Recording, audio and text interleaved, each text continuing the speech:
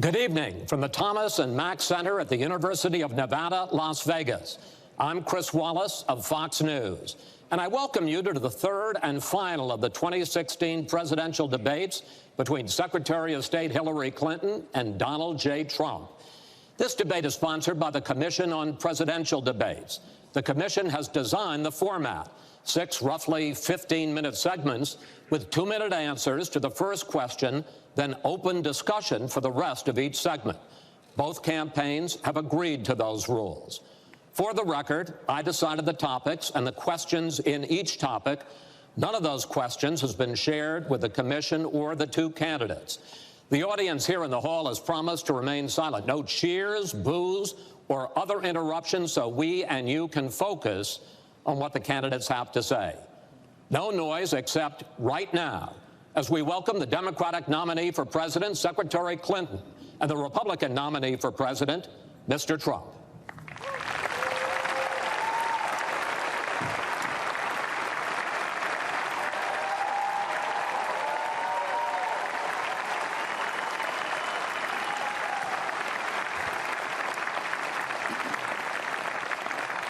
Secretary Clinton, Mr. Trump, welcome. Let's get right to it. The first topic is the Supreme Court. You both talked briefly about the court in the last debate, but I want to drill down on this because the next president will almost certainly have at least 1 appointment and likely or possibly 2 or 3 appointments, which means that you will, in effect, determine the balance of the court for what could be the next quarter century. First of all, where do you want to see the court take the country? And secondly, what's your view on how the Constitution should be interpreted? Do the founders' words mean what they say, or is it a living document to be applied flexibly according to changing circumstances? In this segment, Secretary Clinton, you go first. You have 2 minutes. Thank you very much, Chris, and thanks to UNLV for hosting us. You know, I think when we talk about the Supreme Court, it really raises the central issue in this election, namely, what kind of country are we going to be? What kind of opportunities will we provide for our citizens? What kind of rights will Americans have? And I feel strongly that the Supreme Court needs to stand on the side of the American people, not on the side of the powerful, corporations, and the wealthy. For me, that means that we need a Supreme Court that will stand up on behalf of women's rights, on behalf of the rights of the LGBT community, that will stand up and say no to Citizens United, a decision that has undermined the election system in our country because of the way it permits dark, unaccountable money to come into our electoral system. I have major disagreements with my opponent about these issues and others that will be before the Supreme Court. But I feel that at this point in our country's history, it is important that we not reverse marriage equality, that we not reverse Roe v. Wade, that we stand up against Citizens United, we stand up for the rights of people in the workplace, that we stand up and basically say the Supreme Court should represent all of us. That's how I see the court, and the kind of people that I would be looking to nominate to the court would be in the great tradition of standing up to the powerful, standing up on behalf of our rights as Americans. And I look forward to having that opportunity. I would hope that the Senate would do its job and confirm the nominee that President Obama has sent to them. That's the way the Constitution fundamentally should operate. The President nominates, and then the Senate advises and consents or not, but they go forward with the process. Secretary Clinton, thank you. Mr. Trump, same question. Where do you want to see the court take the country, and how do you believe the Constitution should be interpreted? Well, first of all, it's great to be with you, and thank you, everybody. The Supreme Court, it's what it's all about. Our country is it's just so imperative that we have the right justices. Something happened recently where Justice Ginsburg made some very, very inappropriate statements toward me and toward a tremendous number of people, many, many millions of people that I represent, and she was forced to apologize, and apologize she did. But these were statements that should never, ever have been made.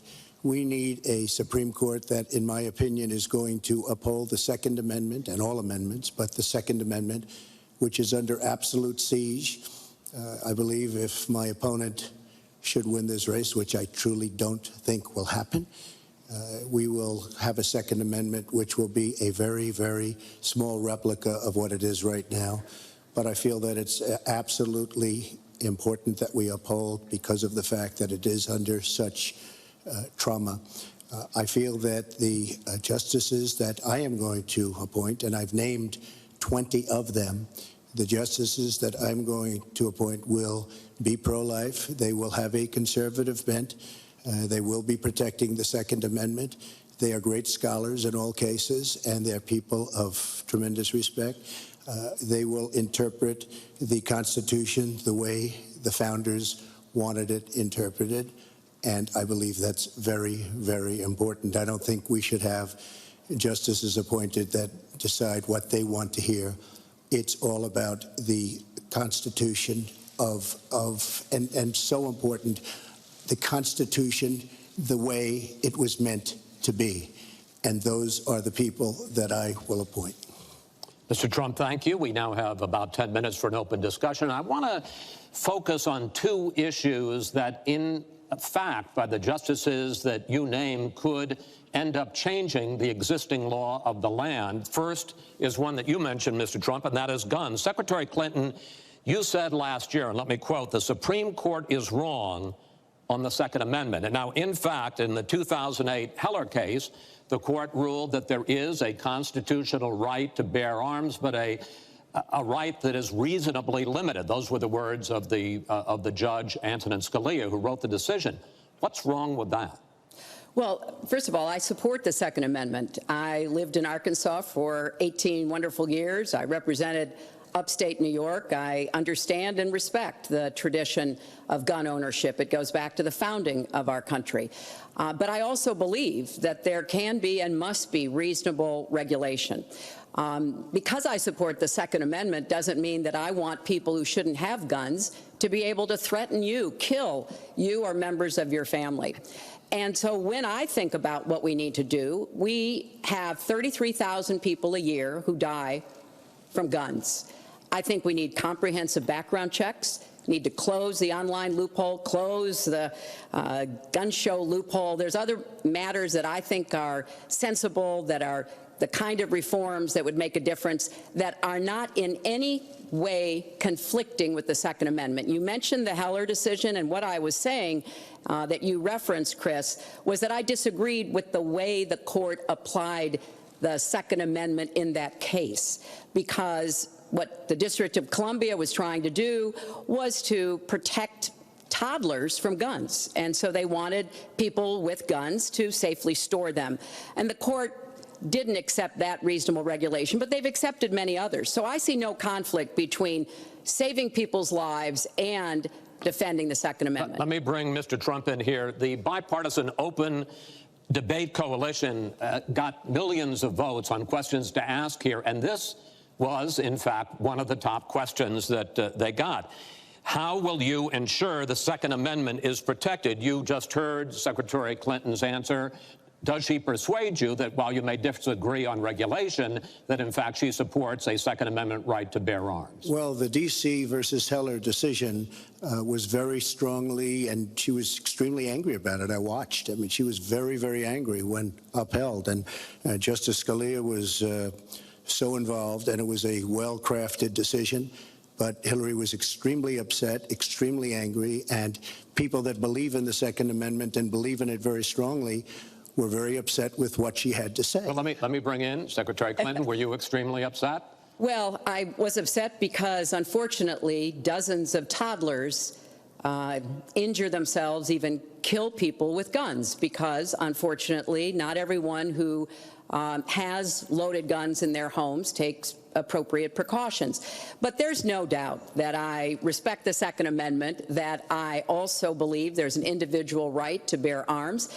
That is not in conflict with sensible common sense regulation. And, you know, look, I understand that Donald's been strongly supported by the NRA. The gun lobby's on his side. They're running millions of dollars of ads against me. And I regret that, because what I would like to see is for people to come together and say, of course, we're going to protect and defend the Second Amendment, but we're going to do it in a way that tries to save some of these 33,000 lives that we lose every year. Let me bring Mr. Trump back into that, because, in fact, you oppose any limits on assault weapons, any limits on high-capacity magazines. You support a national right-to-carry law. Why, sir? Well, let me just tell you, before we go any further, in Chicago, which has the toughest gun laws in the United States, probably you could say by far, they have more gun violence than any other city. So we have the toughest laws, and you have tremendous gun violence. I am a very strong supporter of the Second Amendment, and I don't know if Hillary was saying it in a sarcastic manner, but I'm very proud to have the endorsement of the NRA, and it's the earliest endorsement they've ever given to anybody who ran for president. So I'm very honored by all of that. We are going to appoint justices. This is the best way to help the Second Amendment. We are going to appoint justices that will feel very strongly about the Second Amendment, that will not do damage to the Second Amendment. Well, let's pick up on another issue which divides you and the justices that whoever ends up winning this election appoints could have a dramatic effect there, and that's the issue of abortion. Right. Mr. Trump, you're pro-life, but I want to ask you specifically, do you want the court, including the justices that you will name, to overturn Roe v. Wade, which includes, in fact, states a woman's right to abortion? Well, if that would happen, because I am pro-life and I will be appointing pro-life judges, I would think that that will go back to the individual states. But I'm asking you specifically, would you like to... If they overturned it, it'll go back to the states. But what I'm asking you, sir, is do you want to see the court overturn? You just said you want to see the court protect the Second Amendment. Do you want to see the court overturn Roe v. Wade? Well, if we put another 2 or perhaps 3 justices on, that's really what's going to be, that will happen.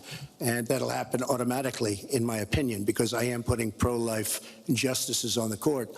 I will say this, it will go back to the states, and the states will then make a determination. Secretary Clinton. Well, I strongly support Roe v. Wade, which guarantees a constitutional right to a woman to make the most intimate, most difficult, in many cases, decisions about her health care that one can imagine. And in this case, it's not only about Roe v. Wade. It is about what's happening right now in America.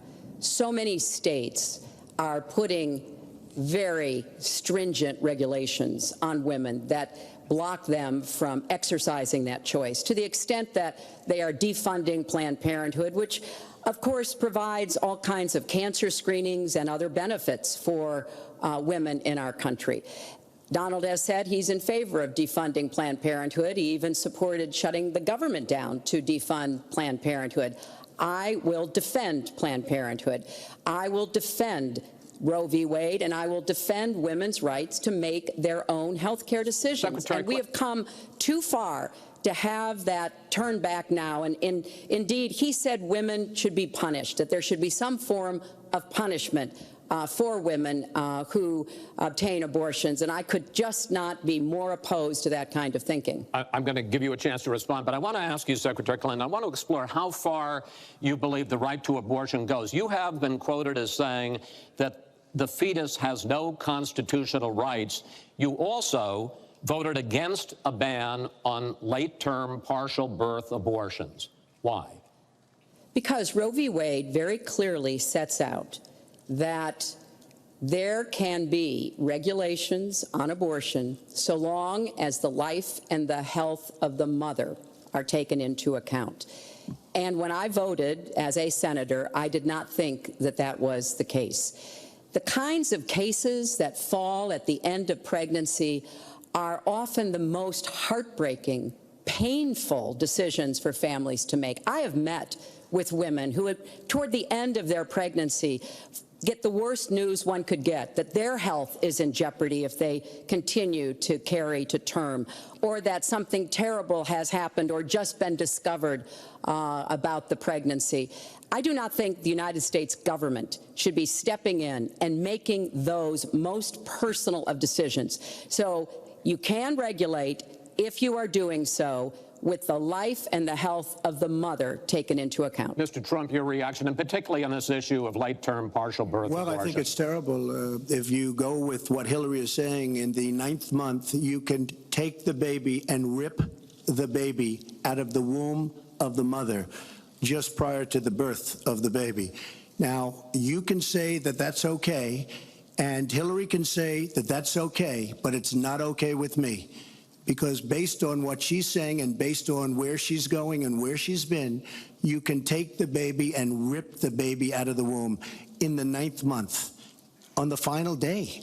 And that's not acceptable. Well, that is not what happens in these cases. And using that kind of scare rhetoric is just terribly unfortunate. You should meet with some of the women that I've met with, women I've known over the course of my life.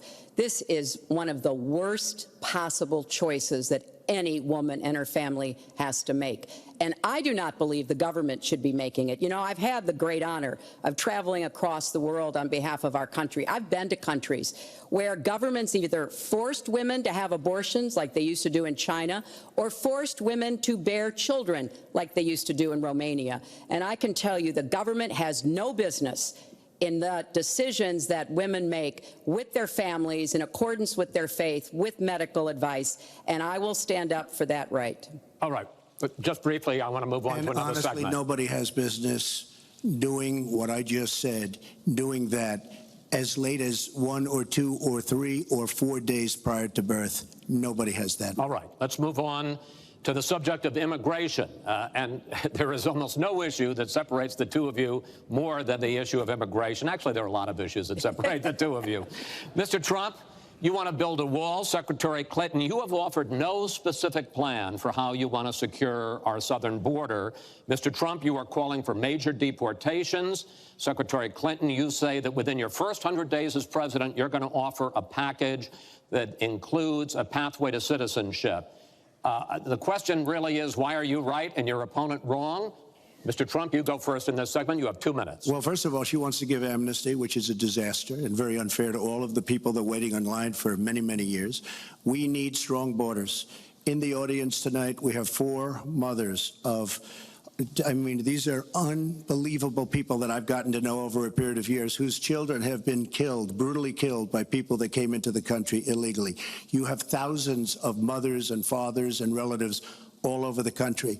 They're coming in illegally. Drugs are pouring in through the border. We have no country if we have no border. Hillary wants to give amnesty. She wants to have open borders. The border secure, as you know, the Border Patrol agents, 16,500 plus ICE last week endorsed me. First time they've ever endorsed a candidate.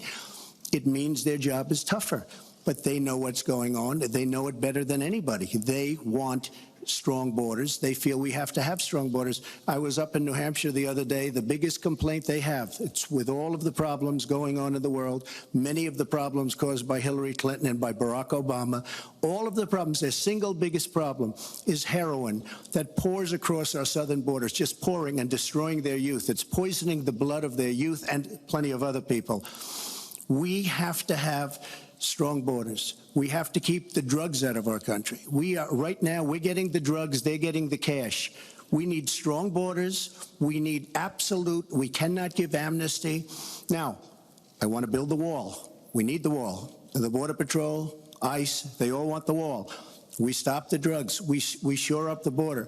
One of my first acts will be to get all of the drug lords, all of the bad ones. We have some bad, bad people in this country that have to go out.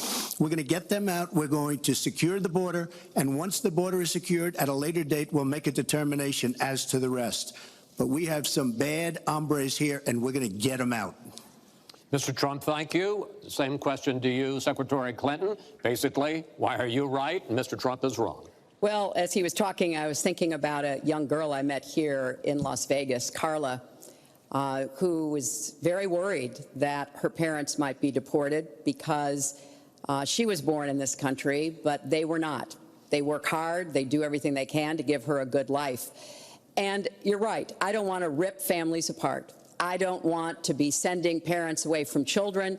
I don't want to see the deportation force that Donald has talked about in action in our country. We have 11 million undocumented people. They have 4 million American citizen children, 15 million people. He said as recently as a few weeks ago in Phoenix that every undocumented person would be subject to deportation. Now, here's what that means.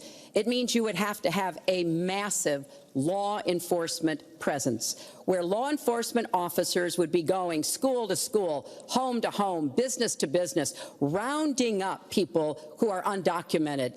And we would then have to put them on trains, on buses to get them out of our country. I think that is an idea that is not in keeping with who we are as a nation. I think it's an idea that would rip our country apart. I have been for border security for years. I voted for border security in the United States Senate.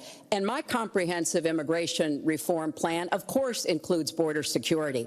But I want to put our resources where I think they're most needed, getting rid of any violent person, anybody who should be deported. We should deport them.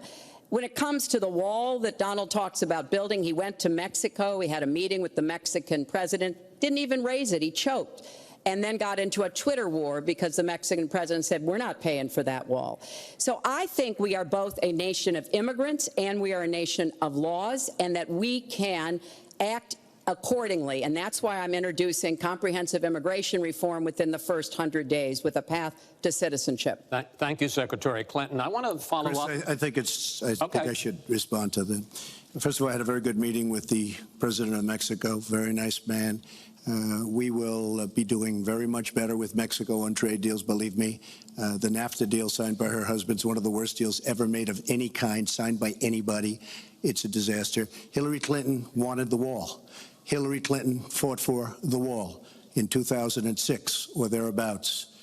Now, she never gets anything done, so naturally the wall wasn't built. But Hillary Clinton wanted the wall. Well, we are a country of laws. And by the way, no, wait. I'd like to hear from. I'd like to hear from Secretary Clinton. I voted for border security, and there are some limited places where that was appropriate. There also is necessarily going to be new technology and how best to deploy that.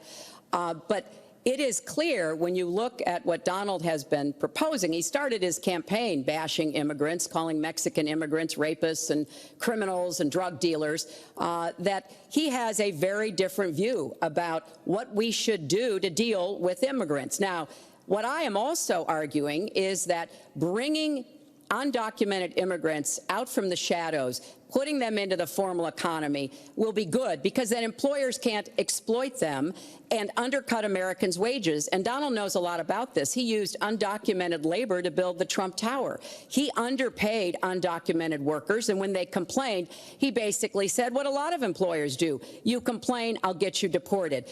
I want to get everybody out of the shadows, get the economy working, and not let employers like Donald exploit undocumented workers, which hurts them but also hurts American workers. Mr. Trump. President Obama has moved millions of people out. Nobody knows about it. Nobody talks about it. But under Obama, millions of people have been moved out of this country. They've been deported. She doesn't want to say that, but that's what's happened, and that's what's happened big league.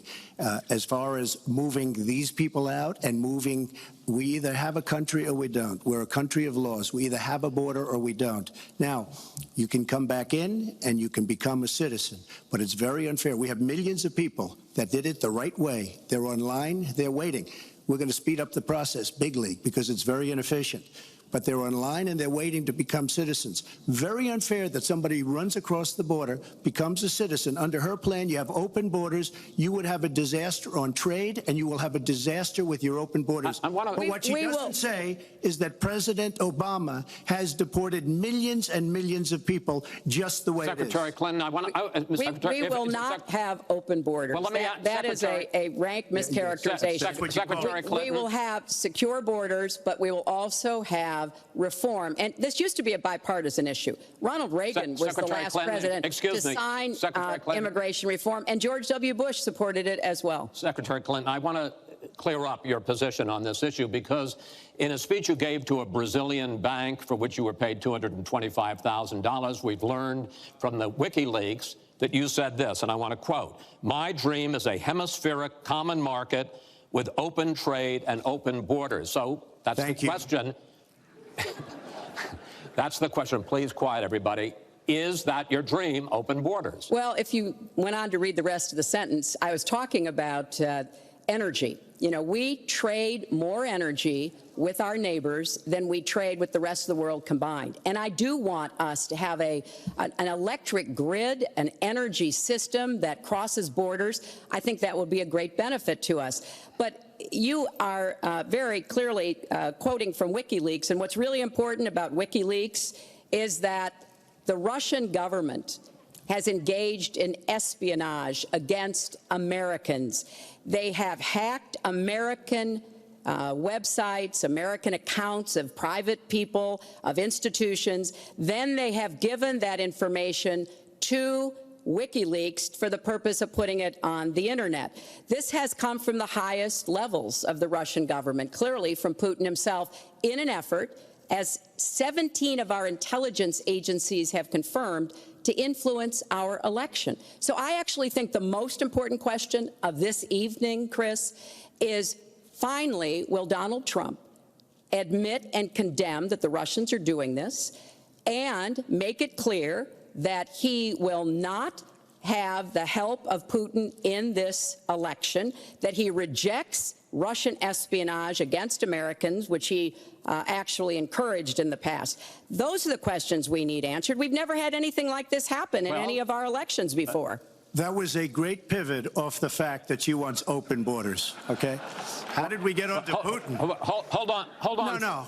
Wait. Hold on, folks, because this is going to end up getting out of control. Let's try to keep it quiet for the candidates and for the American people. So just to finish on the borders. Yes. She wants open borders. People are going to pour into our country. People are going to come in from Syria. She wants 550% more people than Barack Obama. And he has thousands and thousands of people. They have no idea where they come from. And you see, we are going to stop radical Islamic terrorism in this country. She won't even mention the words, and neither will President Obama.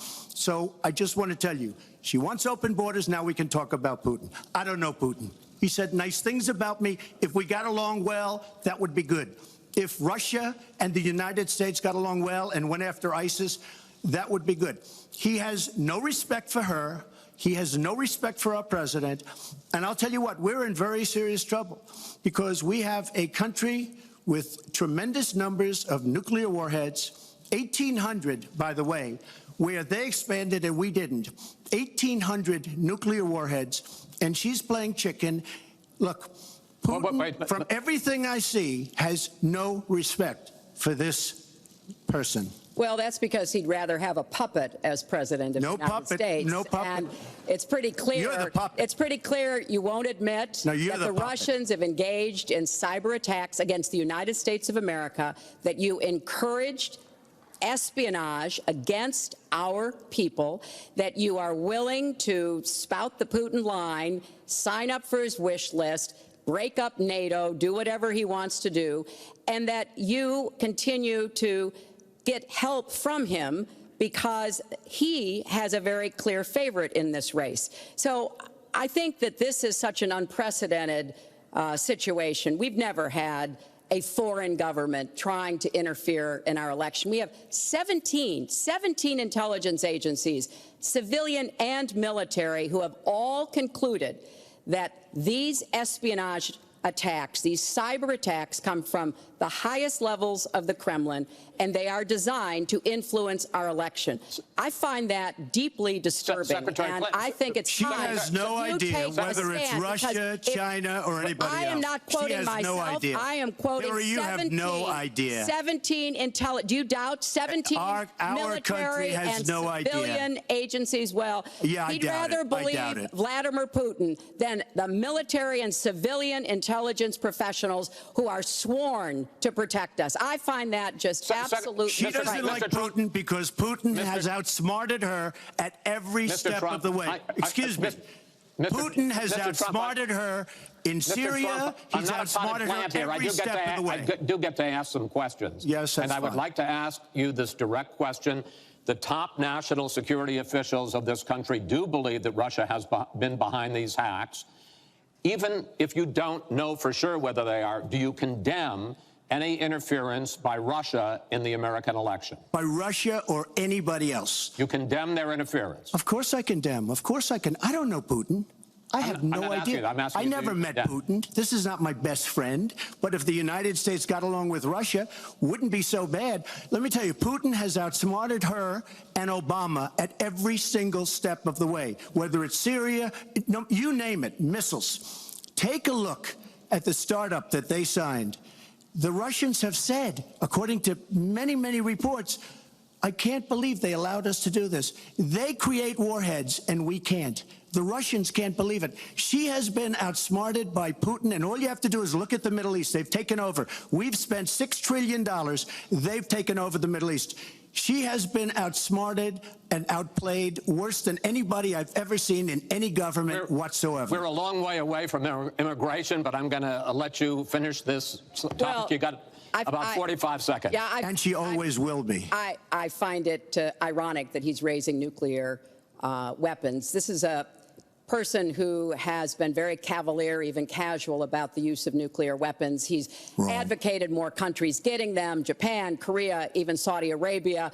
He's said, well, if we have them, why don't we use them, which I think is terrifying. But here's the deal. The bottom line on nuclear weapons is that when the president gives the order, it must be followed. There's about 4 minutes between the order being given and the people responsible for launching nuclear weapons to do so. And that's why 10 people who have had that awesome responsibility have come out and in an unprecedented way said they would not trust Donald Trump with the nuclear codes or to have his finger on the nuclear button. I have 200 generals and admirals, 21 endorsing me, 21 Congressional Medal of Honor recipients.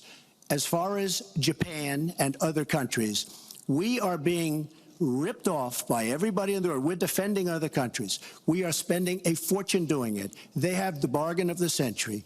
All I said is we have to renegotiate these agreements because our country cannot afford to defend Saudi Arabia, Japan, Germany, South Korea, and many other places. We cannot continue to afford. She took that as saying nuclear weapons. Look.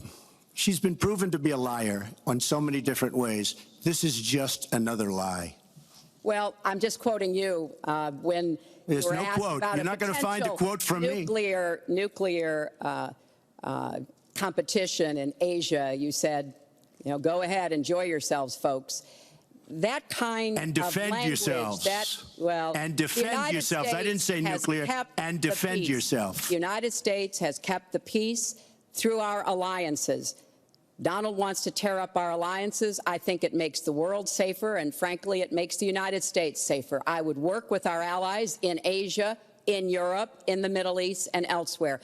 That's the only way we're going to be able to keep peace. We are going to move on to the next topic, which is the economy, and I hope we handle that as well as we did immigration. You also have very different ideas about how to get the economy growing faster. Secretary Clinton, in your plan, government plays a big role. You see more government spending, more entitlements, more tax credits, more tax penalties.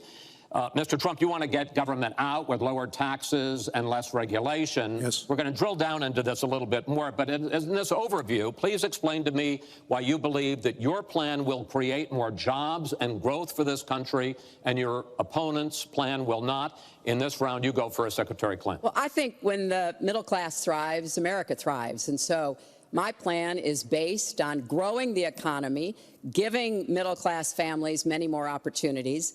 I want us to have the biggest jobs program since World War II, jobs in infrastructure and advanced manufacturing. I think we can compete with high-wage countries, and I believe we should. New jobs and clean energy, not only to fight climate change, which is a serious problem, but to create new opportunities and new businesses. I want us to do more to help small business. That's where 2/3 of the new jobs are going to come from.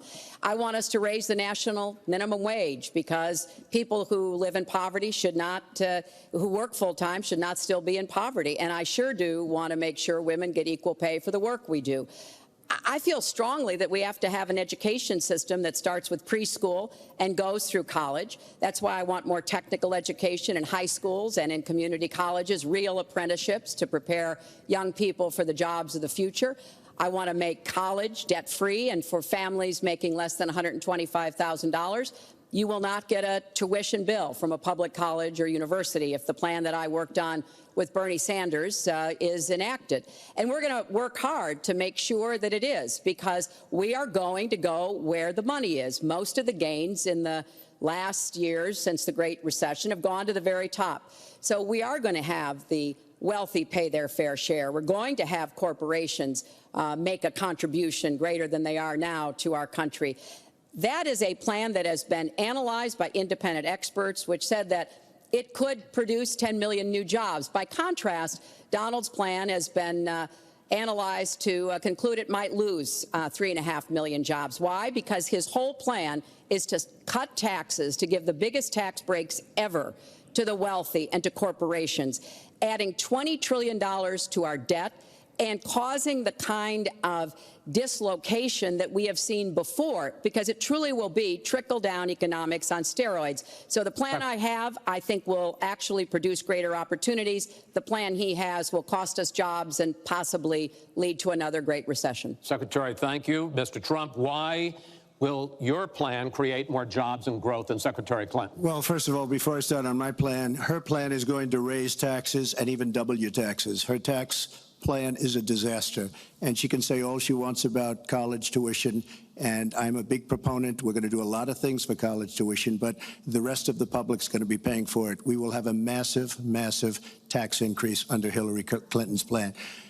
But I'd like to start off where we left, because when I said Japan and Germany, and I'm not to single them out, but South Korea, these are very rich, powerful countries. Saudi Arabia, nothing but money. We protect Saudi Arabia. Why aren't they paying? She immediately, when she heard this, I questioned it. And I questioned NATO. Why aren't the NATO questioned? Why aren't they paying? Because they weren't paying. Since I did this was a year ago, all of a sudden they're paying. And I've been given a lot of credit for it. All of a sudden they're starting to pay up. They have to pay up. We're protecting people. They have to pay up. And I'm a big fan of NATO, but they have to pay up. She comes out and said, we love our allies. We think our allies are great. Well, it's awfully hard to get them to pay up when you have somebody saying, we think how great they are. We have to tell Japan in a very nice way. We have to tell Germany, all of these countries, South Korea, we have to say, you have to help us out. We have, during his regime, during President Obama's regime, we've doubled our national debt. We're up to $20 trillion. So my plan, we're going to renegotiate trade deals. We're going to have a lot of free trade. We're going to have free trade, more free trade than we have right now. But we have horrible deals. Our jobs are being taken out by the deal that her husband signed, NAFTA, one of the worst deals ever. Our jobs are being sucked out of our economy. You look at all of the places that I just left. You go to Pennsylvania, you go to Ohio, you go to Florida, you go to any of them. You go upstate New York.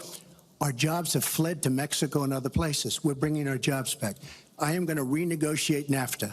And if I can't make a great deal, then we're going to terminate NAFTA and we're going to create new deals. We're going to have trade, but we're going to terminate it. We're going to make a great trade deal. And if we can't, we're going to do it. We're going to go a separate way, because it has been a disaster. We are going to cut taxes massively. We're going to cut business taxes massively. They're going to start hiring people. We're going to bring the $2.5 trillion that's offshore back into the country. We are going to start the engine rolling again, because right now our country is dying at 1% GDP. Well, let me translate that if I can, Chris, because you can't. The fact is he's going to advocate for the largest tax cuts we've ever seen, 3 times more than the tax cuts under the Bush administration. I have said repeatedly throughout this campaign, I will not raise taxes on anyone making $250,000 or less. I also will not add a penny to the debt. I have costed out what I'm going to do. He will, through his massive tax cuts, add $20 trillion to the debt. Well, he mentioned the debt. We know how to get control of the debt. When my husband was president, we went from a $300 billion deficit to a $200 billion surplus, and we were actually on the path to eliminating the national debt. When President Obama came into office, he inherited the worst economic disaster since the Great Depression. He has cut the deficit by 2/3. So, yes, one of the ways you go after the debt, one of the ways you create jobs is by investing in people. So I do have investments in new jobs, investments in education, skill training, and the opportunities for people to get ahead and stay ahead. That's the kind of approach that will work. Cutting taxes on the wealthy, we've tried that.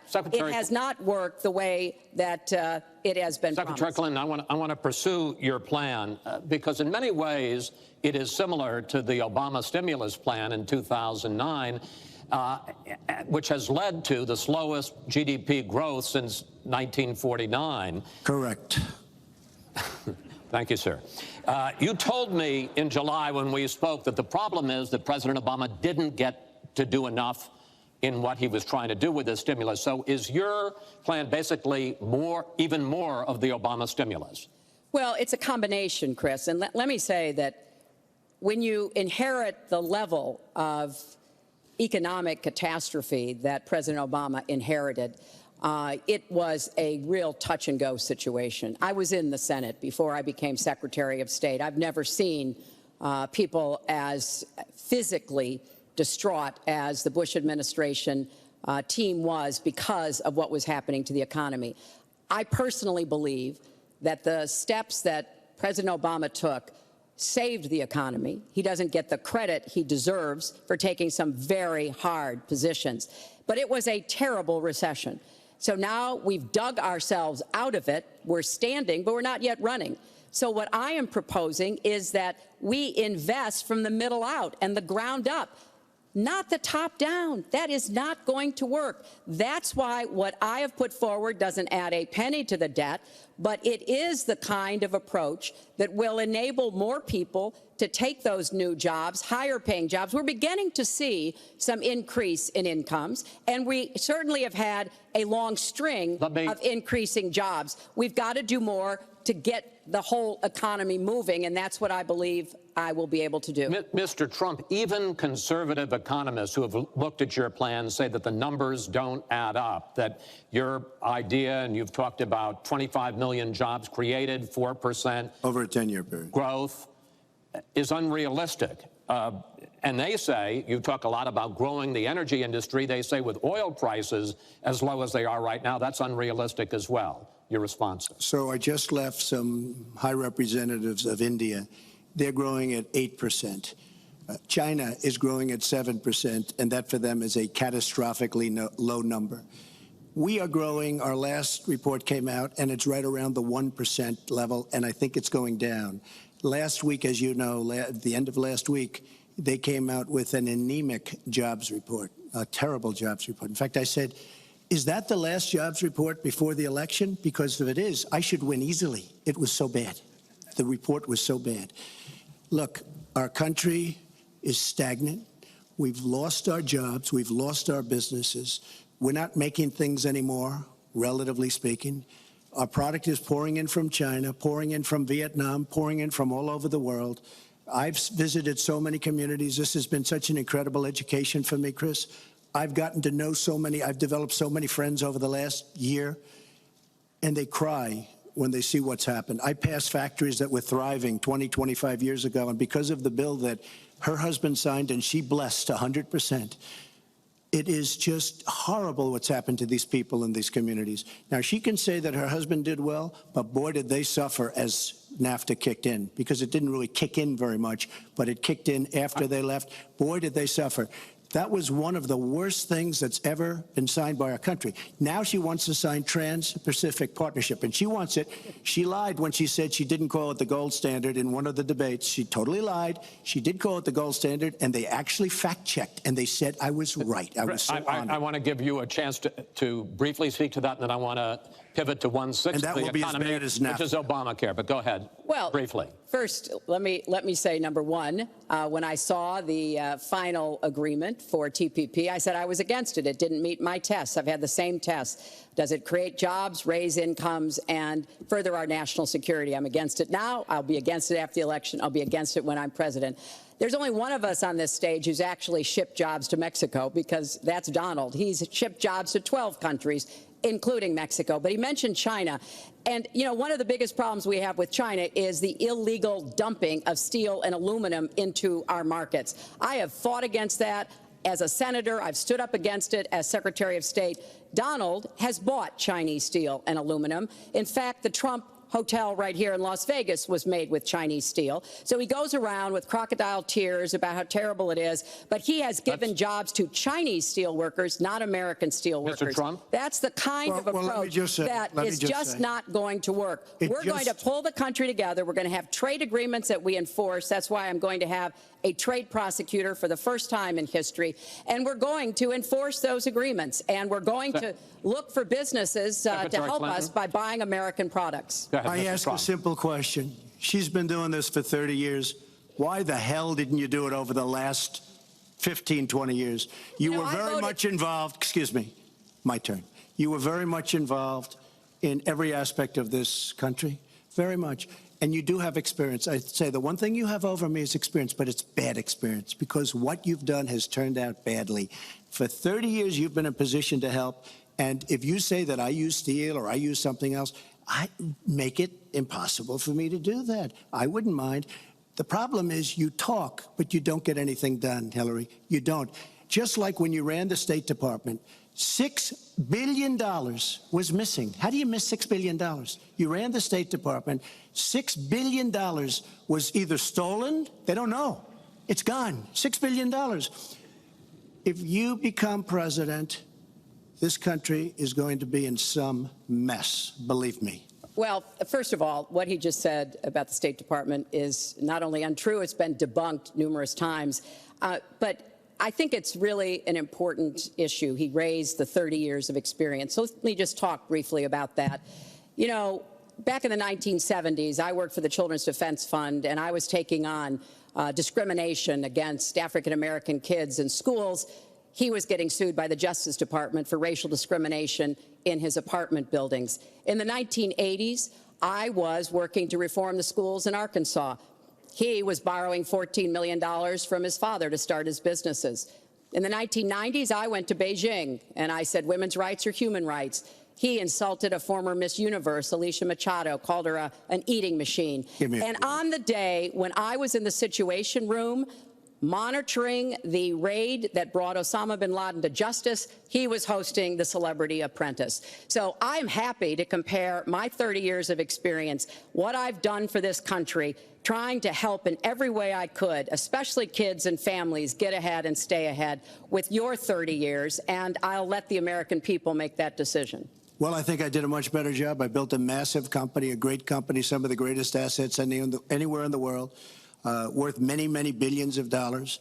I started with a $1 million loan. I agree with that. It's a $1 million loan, but I built a phenomenal company.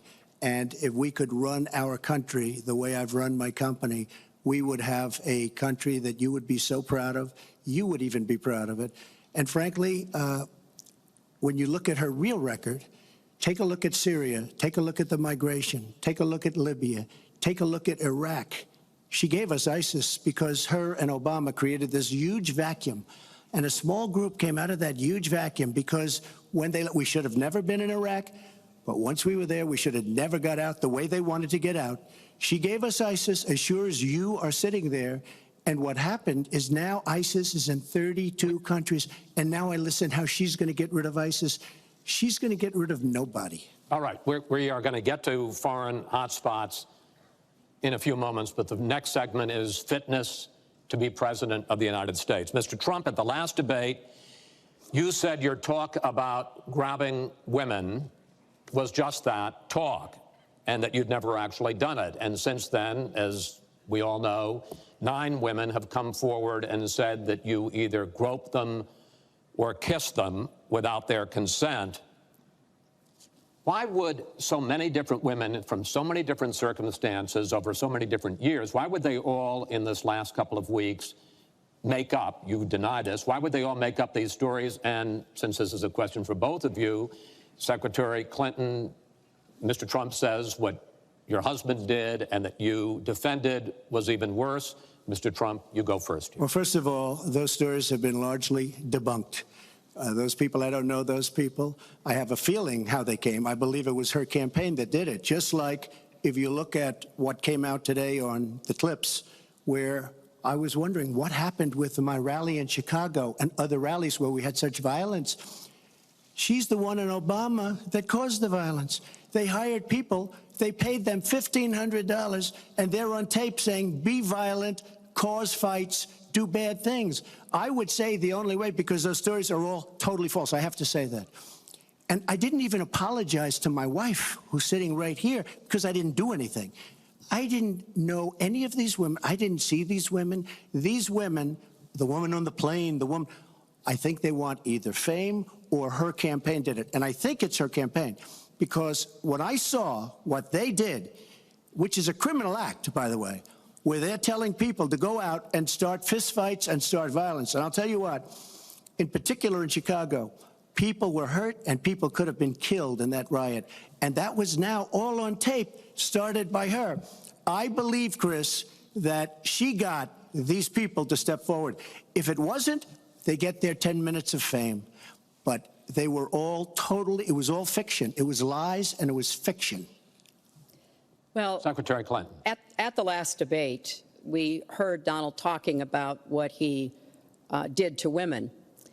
And after that, a number of women have come forward saying that's exactly what he did to them. Now, what was his response? Well, he held a number of big rallies where he said that he could not possibly have done those things to those women because they were not attractive enough for I did not them say to be that. assaulted. I did not say that. In fact, he went on to say... Her 2 minutes, sir, her 2 minutes. But did not say that. It's her 2 minutes. He went on to say, look at her. I don't think so. About another woman, he said, that wouldn't be my first choice. He attacked the woman reporter writing the story, called her disgusting, as he has called a number of women during this campaign.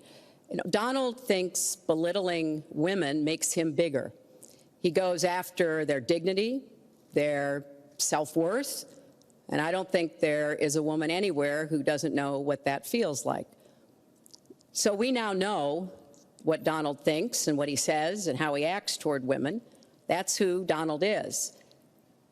I think it's really up to all of us to demonstrate who we are and who our country is, and to stand up and be very clear about what we expect from our next president, how we want to bring our country together, where we don't want to have the kind of pitting of people one against the other, where instead we celebrate our diversity, we lift people up, and we make our country even greater. America is great because America is good. And it really is up to all of us to make that true now and in the future, and particularly for our children and our grandchildren. Mr. Trump. Nobody has more respect for women than I do. Nobody. Nobody has more respect. Please, everybody. And frankly, those stories have been largely debunked. And I really want to just talk about something slightly different. She mentions this, which is all fiction, all fictionalized, probably or possibly started by her and her very sleazy campaign. But I will tell you, what isn't fictionalized are her emails, where she destroyed 33,000 emails criminally, after getting a subpoena from the United States Congress. What happened to the FBI? I don't know. We have a great general, 4-star general, today, you read it in all the papers, going to potentially serve 5 years in jail for lying to the FBI. One lie. She's lied hundreds of times to the people, to Congress, and to the FBI. He's going to probably go to jail. This is a 4-star general. and she gets away with it, and she can run for the presidency of the United States, that's really what you should be talking about, not fiction where somebody wants fame or where they come out of her crooked campaign. Secretary Clinton. Well, every time Donald is pushed on something which is obviously uncomfortable, like what these women are saying, he immediately goes to denying responsibility. And it's not just about women. He never apologizes or says he's sorry for anything. So we know what he has said and what he's done to women. But he also went after a disabled reporter, mocked and mimicked him on national television. He went after Mr. and Mrs. Khan, the parents of a young man who died serving our country, a Gold Star family because of their religion. He went after John McCain, a prisoner of war, said he prefers people who aren't captured. He went after a federal judge, born in Indiana, but who Donald said couldn't be trusted to try the fraud and racketeering case against Trump University because his parents were Mexican. So it's not one thing. This is a pattern of divisiveness, of a very dark and in many ways dangerous vision of our country, where he incites violence, where he applauds people who are pushing and pulling and punching at his rallies. That is not who America is. And I hope that as we move in the last weeks of this campaign, more and more people will understand what's at stake in this election. It really does come down to what kind of country we are going to have. So sad when she talks about violence at my rallies, and she caused the violence. It's on tape. The other things are false, but honestly, I'd love to talk about getting rid of ISIS, and I'd love to talk about other things. Okay. But those other charges, as she knows, are false. In this bucket about fitness to be president, there's been a lot of developments over the last 10 days since the last debate. I'd like to ask you about them. These are questions that the American people have. Secretary Clinton, during your 2009 Senate confirmation hearing, you promised to avoid even the appearance of a conflict of interest with your dealing with the Clinton Foundation while you were Secretary of State. But emails show that donors got special access to you. Those seeking grants for Haiti relief were considered separately from non-donors, and some of those donors got government contracts, taxpayer money. Can you really say that you kept your pledge to that Senate committee? And why isn't what happened and what went on between you and the Clinton Foundation, why isn't it what Mr. Trump calls pay to play? Well, everything I did as Secretary of State was in furtherance of our country's interests and our values. The State Department has said that. I think that's been proven. But I am happy. In fact, I'm thrilled to talk about the Clinton Foundation because it is a world-renowned charity. And I am so proud of the work that it does. You know, I could talk for the rest of the debate. I know I don't have the time to do that. But just briefly, the Clinton Foundation made it possible for 11 million people around the world with HIV/AIDS to afford treatment, and that's about half of all the people in the world who are getting treatment. In partnership with the American Health Association, we have made environments in schools healthier for kids, including healthier lunches. Respectfully, this is an open discussion. Well, it is an open discussion. I understand, and the specific question went to pay for play. Do you want to talk about that? But there is no evidence, but there is a lot of evidence about the very good work and it's a criminal enterprise, and so many people know it. It's a criminal enterprise. Saudi Arabia giving $25 million, Qatar, all of these countries. You talk about women and women's rights. So these are people that push gays off buildings. These are people that kill women and treat women horribly, and yet you take their money. So I'd like to ask you right now, why don't you give back the money that you've taken from certain countries that treat certain groups of people so horribly? Why don't you give back the money? I think it would be a great gesture, because she takes a tremendous amount of money, and you take a look at the people of Haiti. I was at a little Haiti the other day in Florida, and I want to tell you, they hate the Clintons, because what's happened in Haiti with the Clinton Foundation is a disgrace. And you know it, and they know it, and everybody knows Secretary Well, Clinton. very quickly, we at the Clinton Foundation spend 90% of all the money that is donated on behalf of programs of people around the world and in our own country. I'm very proud of that. We have the highest rating from the watchdogs that follow foundations, and I'd be happy to compare what we do with the Trump Foundation, which took money from other people and bought a 6-foot portrait of Donald. I mean, who does that? It just was astonishing. But when it comes to Haiti, Haiti is the poorest country in our hemisphere. The earthquake and the hurricanes, it has devastated Haiti. Bill and I have been involved in trying to help Haiti for many years. The Clinton Foundation raised $30 million to help Haiti after the catastrophic earthquake and all of the terrible problems the people there had. We've done things to help small businesses, agriculture, and so much else. And we're going to keep working to help Haiti because it's an important part of the American They don't want you to help them anymore. I'd like to mention one thing. Trump Foundation, small foundation. People contribute. I contribute. The money goes 100% goes to different charities, including a lot of military. I don't get anything. I don't buy boats. I don't buy planes. What happens is the money goes out. Wasn't some of the money used to settle your lawsuit, sir? No, it was. We put up the American flag, and that's it. They put up the American flag. We fought for the right in Palm Beach to put up the American flag. There was a penalty that was imposed by Palm Beach County, and the money came from your foundation. And by the way, the money went to Fisher House, where they build houses. The money that you're talking about went to Fisher House, where they build houses for veterans and disabled. I want to get into one last... But of course, there's no way we can know whether any of that is true because he hasn't released his tax returns. He is the first candidate ever to run for president in the last 40-plus years who has not released his tax returns. So everything he says about charity or anything else, we can't prove it. You can look at our tax returns. We've got them all out there. But what is really troubling is that we learned in the last debate he has not paid a penny in federal income tax. And we were talking about immigrants a few minutes ago, Chris. You know, half of all immigrants, undocumented immigrants in our country, actually pay federal income tax. So we have undocumented immigrants in America who are paying more federal income tax than a billionaire. I find that let me just tell you very astonishing. Simply, we're entitled, because of the laws that people like her pass, to take massive amounts of depreciation and other charges, and we do it.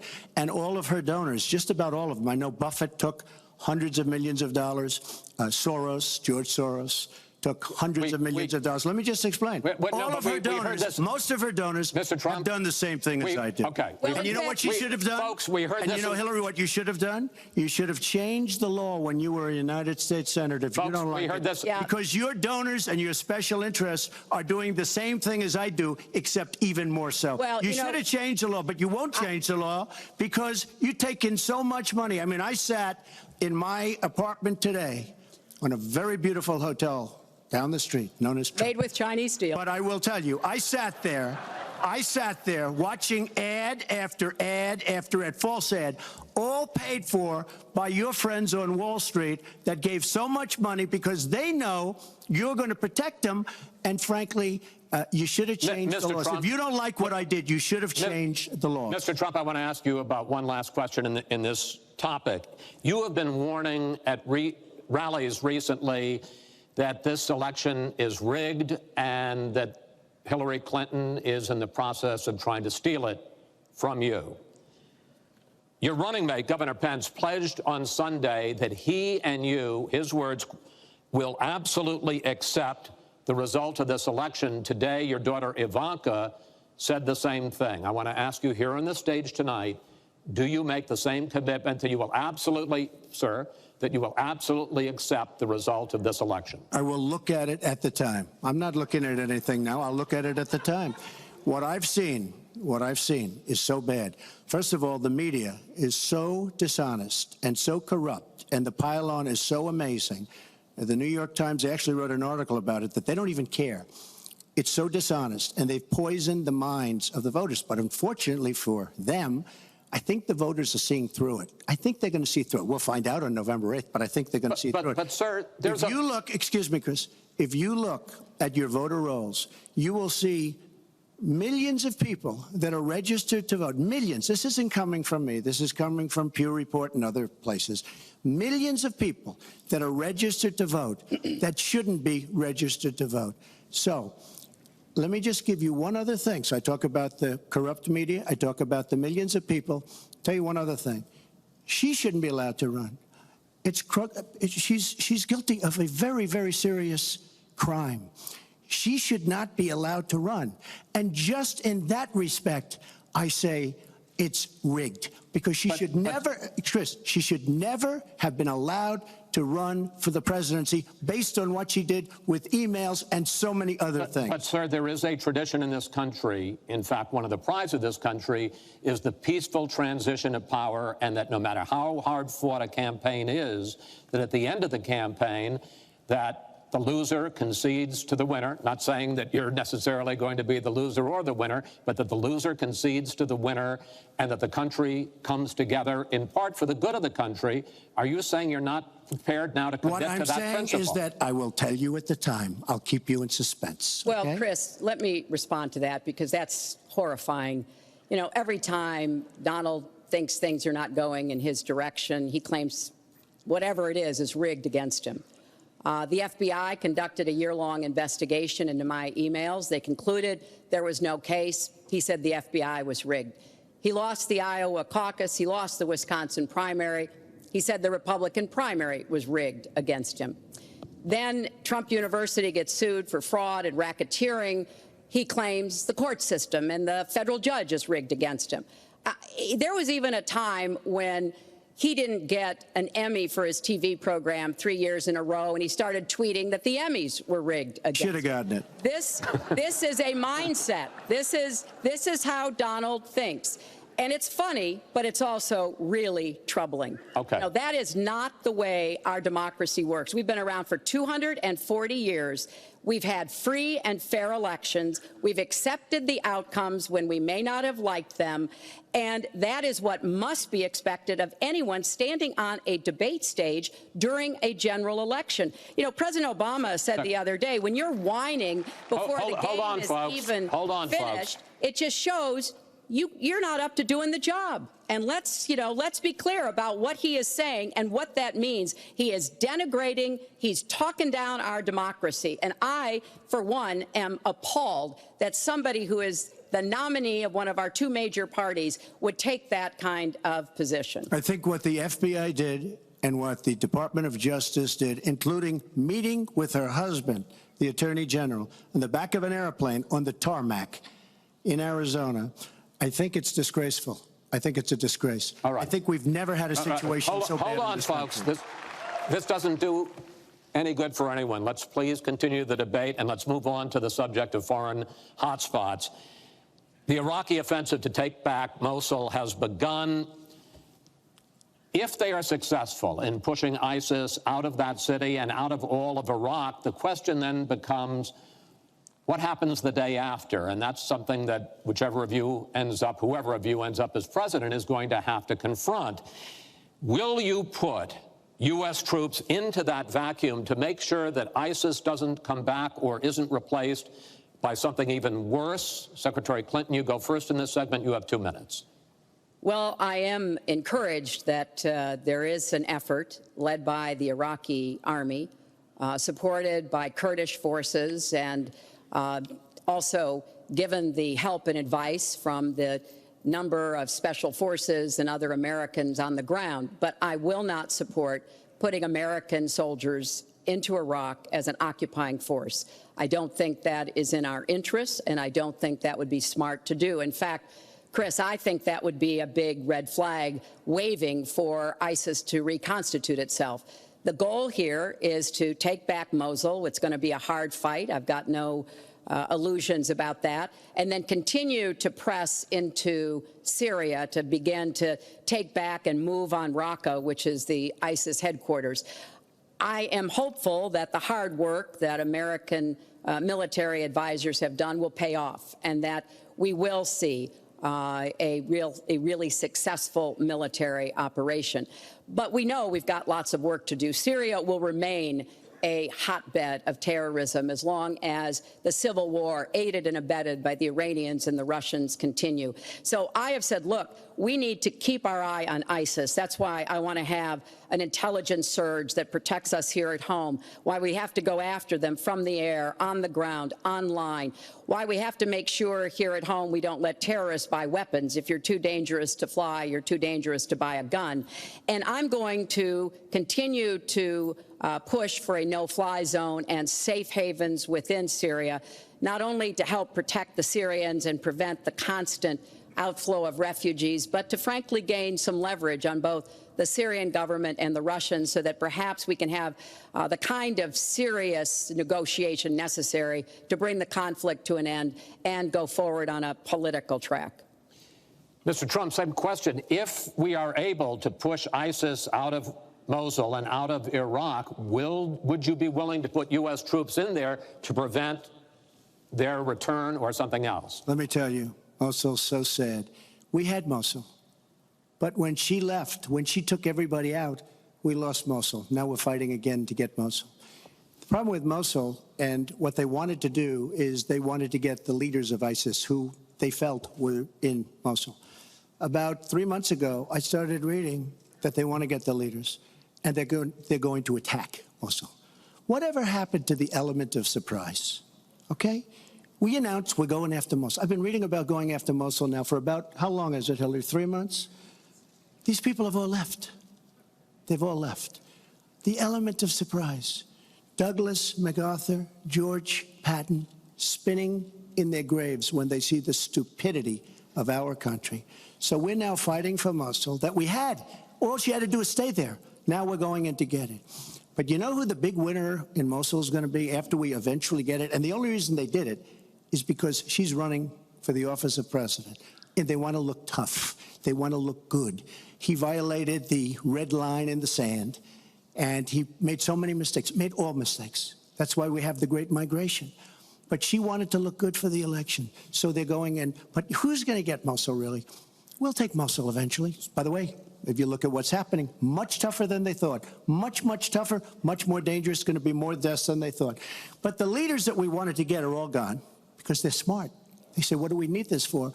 So Mosul is going to be a wonderful thing, and Iran should write us a letter of thank you, just like the really stupid, the stupidest deal of all time, a deal that's going to give Iran absolutely nuclear weapons. Iran should write us yet another letter saying thank you very much, because Iran, as I said many years ago, Iran is taking over Iraq, something they've wanted to do forever, but we've made it so easy for them. So we're now going to take Mosul, and you know who's going to be the beneficiary? Iran. Boy, are they making, I mean, they are outsmarting. Look, you're not there. You might be involved in that decision, but you were there when you took everybody out of Mosul and out of Iraq.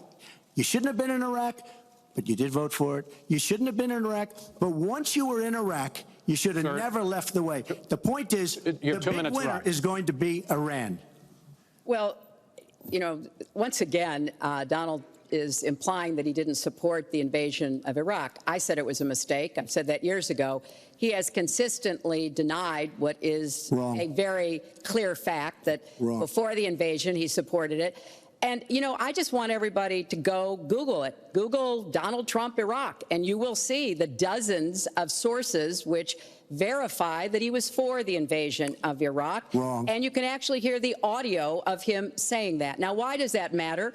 Well, it matters because he has not told the truth about that position. I guess he believes it makes him look better now to contrast with me because I did vote for it. But what's really important here is to understand all the interplay. Mosul is a Sunni city. Mosul is on the border of Syria. And yes, we do need to go after Baghdadi, and just like we went after bin Laden while you were doing Celebrity Apprentice, and we brought him to justice. We need to go after the leadership, but we need to get rid of them, get rid of their fighters. They're estimated several thousand fighters in Mosul. They've been digging underground. They've been prepared to defend. It's going to be tough fighting, but I think we can take back Mosul, and then we can move on into Syria and take back Raqqa. This is what we have to do. I'm just amazed that he seems to think that the Iraqi government and our allies and everybody else launched the attack on Mosul to help me in this election. But that's how Donald thinks, you know. He always is looking for some Chris, we don't gain anything. He has all these Iran is taking over Iraq. Secretary Clinton. Iran is taking over Iraq. We don't gain Secretary Clinton. We would have gained if they did it by surprise. Wait. Secretary Clinton, it's an open discussion. Secretary. We would have gained if they did it by surprise. Secretary, please let Mr. Trump speak. He's unfit, and he proves it every time you he are talks. the one that's unfit. You know, WikiLeaks just actually came out. John Podesta said some horrible things about you, and boy, was he right. He said some beauties. And, you know, Bernie Sanders, he said you have bad judgment. You do. And if you think that going into Mosul, after we let the world know we're going in, and all of the people that we really wanted, the leaders, they're all gone. If you think that was good, then you do. Now, John Podesta said you have terrible instincts. Bernie Sanders said you have bad judgment. I agree with both. Well, you should ask Bernie Sanders who he's supporting for president, and he has said, which is as a big he has mistake. campaigned for me around the country, you are the most dangerous person to run for president in the modern history of America. I think he's right. Let's turn to Aleppo. Mr. Trump, in the last debate, you were both asked about the situation in the Syrian city of Aleppo, and I want to follow up on that because you said several things in that debate which were not true, sir. You said that Aleppo has basically fallen. In fact, there are... It's a catastrophe. It is a catastrophe, but there are a quarter... Have you seen it? Have you seen it? Sir, have you seen what's happened to Aleppo? If I might finish my question. Okay, so it hasn't fallen. Take a look at it. Well, there are 250,000 people still living there and being slaughtered. That's right. You also and they are being slaughtered because of bad decisions. If I may just finish here. And you also said that that Syria and Russia are busy fighting ISIS. In fact, they have been the ones who've been bombing and shelling eastern Aleppo. And they just announced a humanitarian pause, in effect, admitting that they have been bombing and shelling Aleppo. Would you like to clear that up, sir? Well, Aleppo is a disaster. It's a humanitarian nightmare, but it has fallen from any standpoint. I mean, what do you need, a signed document? Take a look at Aleppo. It is so sad when you see what's happened. And a lot of this is because of Hillary Clinton, because what's happened is by fighting Assad, who turned out to be a lot tougher than she thought, and now she's going to say, oh, he loves Assad. He's just much tougher and much smarter than her and Obama. And everyone thought he was gone 2 years ago, 3 years ago. He aligned with Russia. He now also aligned with Iran, who we made very powerful. We gave them $150 billion back. We give them $1.7 billion in cash. I mean cash, bundles of cash as big as this stage. We gave them $1.7 billion. Now, they have aligned. He has aligned with Russia and with Iran. They don't want ISIS, but they have other things because we're backing rebels. We don't know who the rebels are. We're giving them lots of money, lots of everything. We don't know who the rebels are. And when and if, and it's not going to happen because you have Russia and you have Iran now, but if they ever did overthrow Assad, you might end up with as bad as Assad is, and he's a bad guy. But you may very well end up with worse than Assad. If she did nothing, we'd be in much better shape. And this is what's caused the Great Migration, where she's taken in tens of thousands of Syrian refugees who probably, in many cases, not probably, who are definitely, in many cases, ISIS aligned. And we now have them in our country. And wait till you see, this is going to be the great Trojan horse. And wait till you see what happens in the coming years. Lots of luck, Hillary. Thanks a lot for doing a great job. Secretary Clinton, you have talked about, and in the last debate and again today, that you would impose a no-fly zone to try to protect the people of Aleppo and to stop the killing there. President Obama has refused to do that because he fears it's going to draw us closer or deeper into the conflict. And General Joseph Dunford, the chairman of the Joint Chiefs of Staff, says, you impose a no-fly zone, chances are you're going to get into a war, his words, with Syria and Russia. So the question I have is, if you impose a no-fly zone, first of all, how do you respond to their concerns? Secondly, if you impose a no-fly zone and a Russian plane violates that, Does President Clinton shoot that plane down? Well, Chris, first of all, I think a no-fly zone could save lives and could hasten the end of the conflict. I am well aware of the really legitimate concerns that you have expressed from both the president and the general. This would not be done just on the first day. This would take a lot of negotiation. It would also take making it clear to the Russians and the Syrians that our purpose here was to provide safe zones on the ground. We've had millions of people leave Syria, and those millions of people inside Syria who've been dislocated. So I think we could strike a deal and make it very clear to the Russians and the Syrians that this was something that we believe was in the best interests of the people on the ground in Syria. It would help us with our fight against ISIS. But I want to respond to what Donald said about refugees. He's made these claims repeatedly. I am not going to let anyone into this country who is not vetted, who we do not have confidence in, but I am not going to slam the door on women and children. That picture of that little 4-year-old boy in Aleppo with the blood coming down his face while he sat in an ambulance is haunting. And so we are going to do very careful, thorough vetting. That does not solve our internal challenges with ISIS and our need to stop radicalization, to work with American Muslim communities who are on the front lines to identify and prevent attacks. In fact, the killer of the dozens of people at the nightclub in Orlando, the Pulse nightclub, was born in Queens, the same place Donald was born. So let's be clear about what the threat is and how we are best going to be able to meet it. And yes, some of that threat emanates from over in Syria and Iraq, and we've got to keep fighting, and I will defeat ISIS. And some of it is we have to up our game and be much smarter here Folks, at home. I want to get into our final segment. But I just have to, it's so quick. ridiculous what she will defeat ISIS. We should have never let ISIS happen in the first place. And right now they're in 32 countries. Okay. You should have never. Wait 1 second. They had a ceasefire 3 weeks ago. A ceasefire, United States, Russia, Syria. And during the ceasefire, Russia took over vast swatches of land. And then they said, we don't want the ceasefire anymore. We are so outplayed on missiles, on ceasefires. They are outplayed. Now, she wasn't there. I assume she had nothing to do with it. But our country is so outplayed by Putin and Assad and, by the way, and by Iran. Nobody can believe how stupid our leadership is. Mr. Trump, Secretary Clinton, no, we need to move on to our final segment, and that is the national debt, which has not been discussed until tonight. Our national debt as a share of the economy, our GDP, is now 77%. That's the highest since just after World War II. But the nonpartisan Committee for a Responsible Federal Budget says, Secretary Clinton, under your plan, debt would rise to 86% of GDP over the next 10 years. Mr. Trump, under your plan, they say it would rise to 105% of GDP over the next 10 years. Question is, why are both of you ignoring this problem? Mr. Trump, you go first. Well, I say they're wrong because I'm going to create tremendous jobs. And we're bringing GDP from really 1%, which is what it is now. And if she got in, it'll be less than 0. But we're bringing it from 1% up to 4%. And I actually think we can go higher than 4%. I think you can go to 5 or 6%.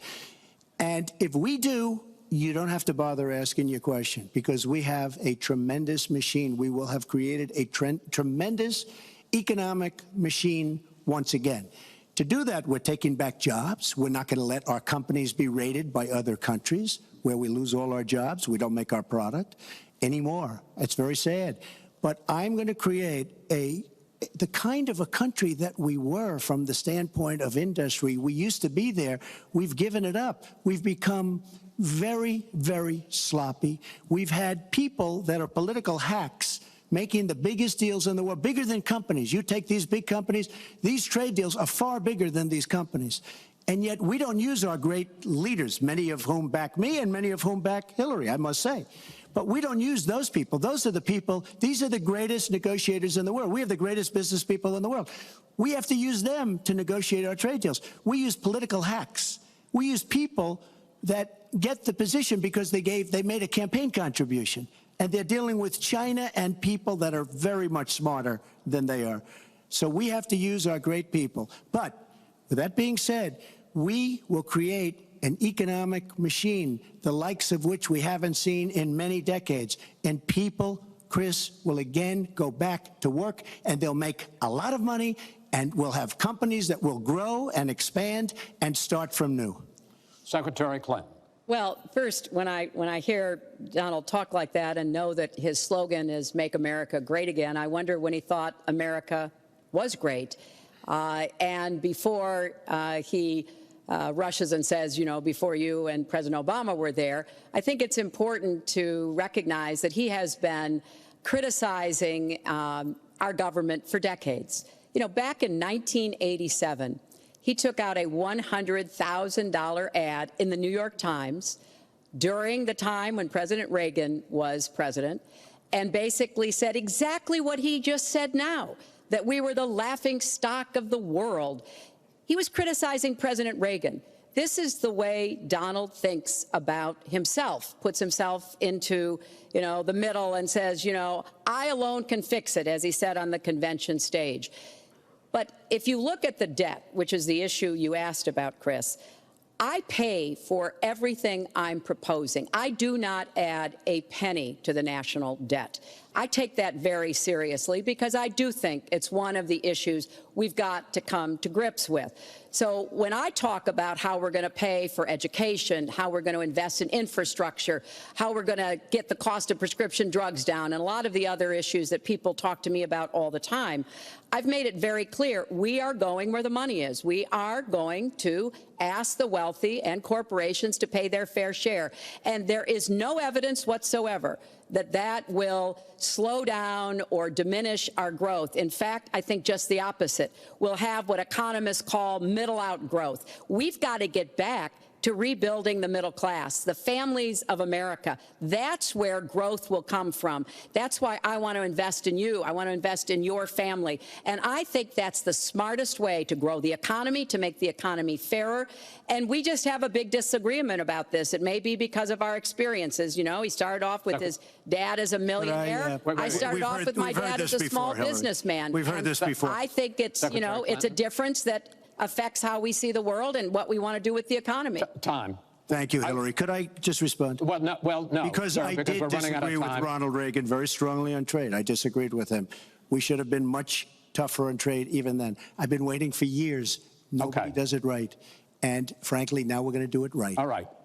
The one last area I want to get into with you in this debate is the fact that the biggest driver of our debt is entitlements, which is 60% of all federal spending. Now, the Committee for Responsible Federal Budget has looked at both of your plans, and they say neither of you has a serious plan that is going to solve the fact that Medicare is going to run out of money in the 2020s, Social Security is going to run out of money in the 2030s, and at that time, recipients are going to take huge cuts in their benefits. So, in effect, the final question I want to ask you in this regard is, and let me start with you, Mr. Trump, would President Trump make a deal to save Medicare and Social Security that included both tax increases and benefit cuts, in effect, a grand bargain on entitlements? I'm cutting taxes. We're going to grow the economy. It's going to grow at a record rate. But that's not going to help on entitlements. It's going to totally help you. And one thing we have to do, repeal and replace the disaster known as Obamacare. It's destroying our country. It's destroying our businesses, our small business, and our big businesses.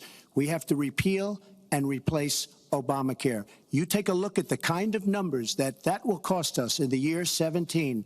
It is a disaster if we don't repeal and replace. Now, it's probably going to die of its own weight, but Obamacare has to go. The premiums are going up 60, 70, 80%. Next year, they're going to go up over 100%.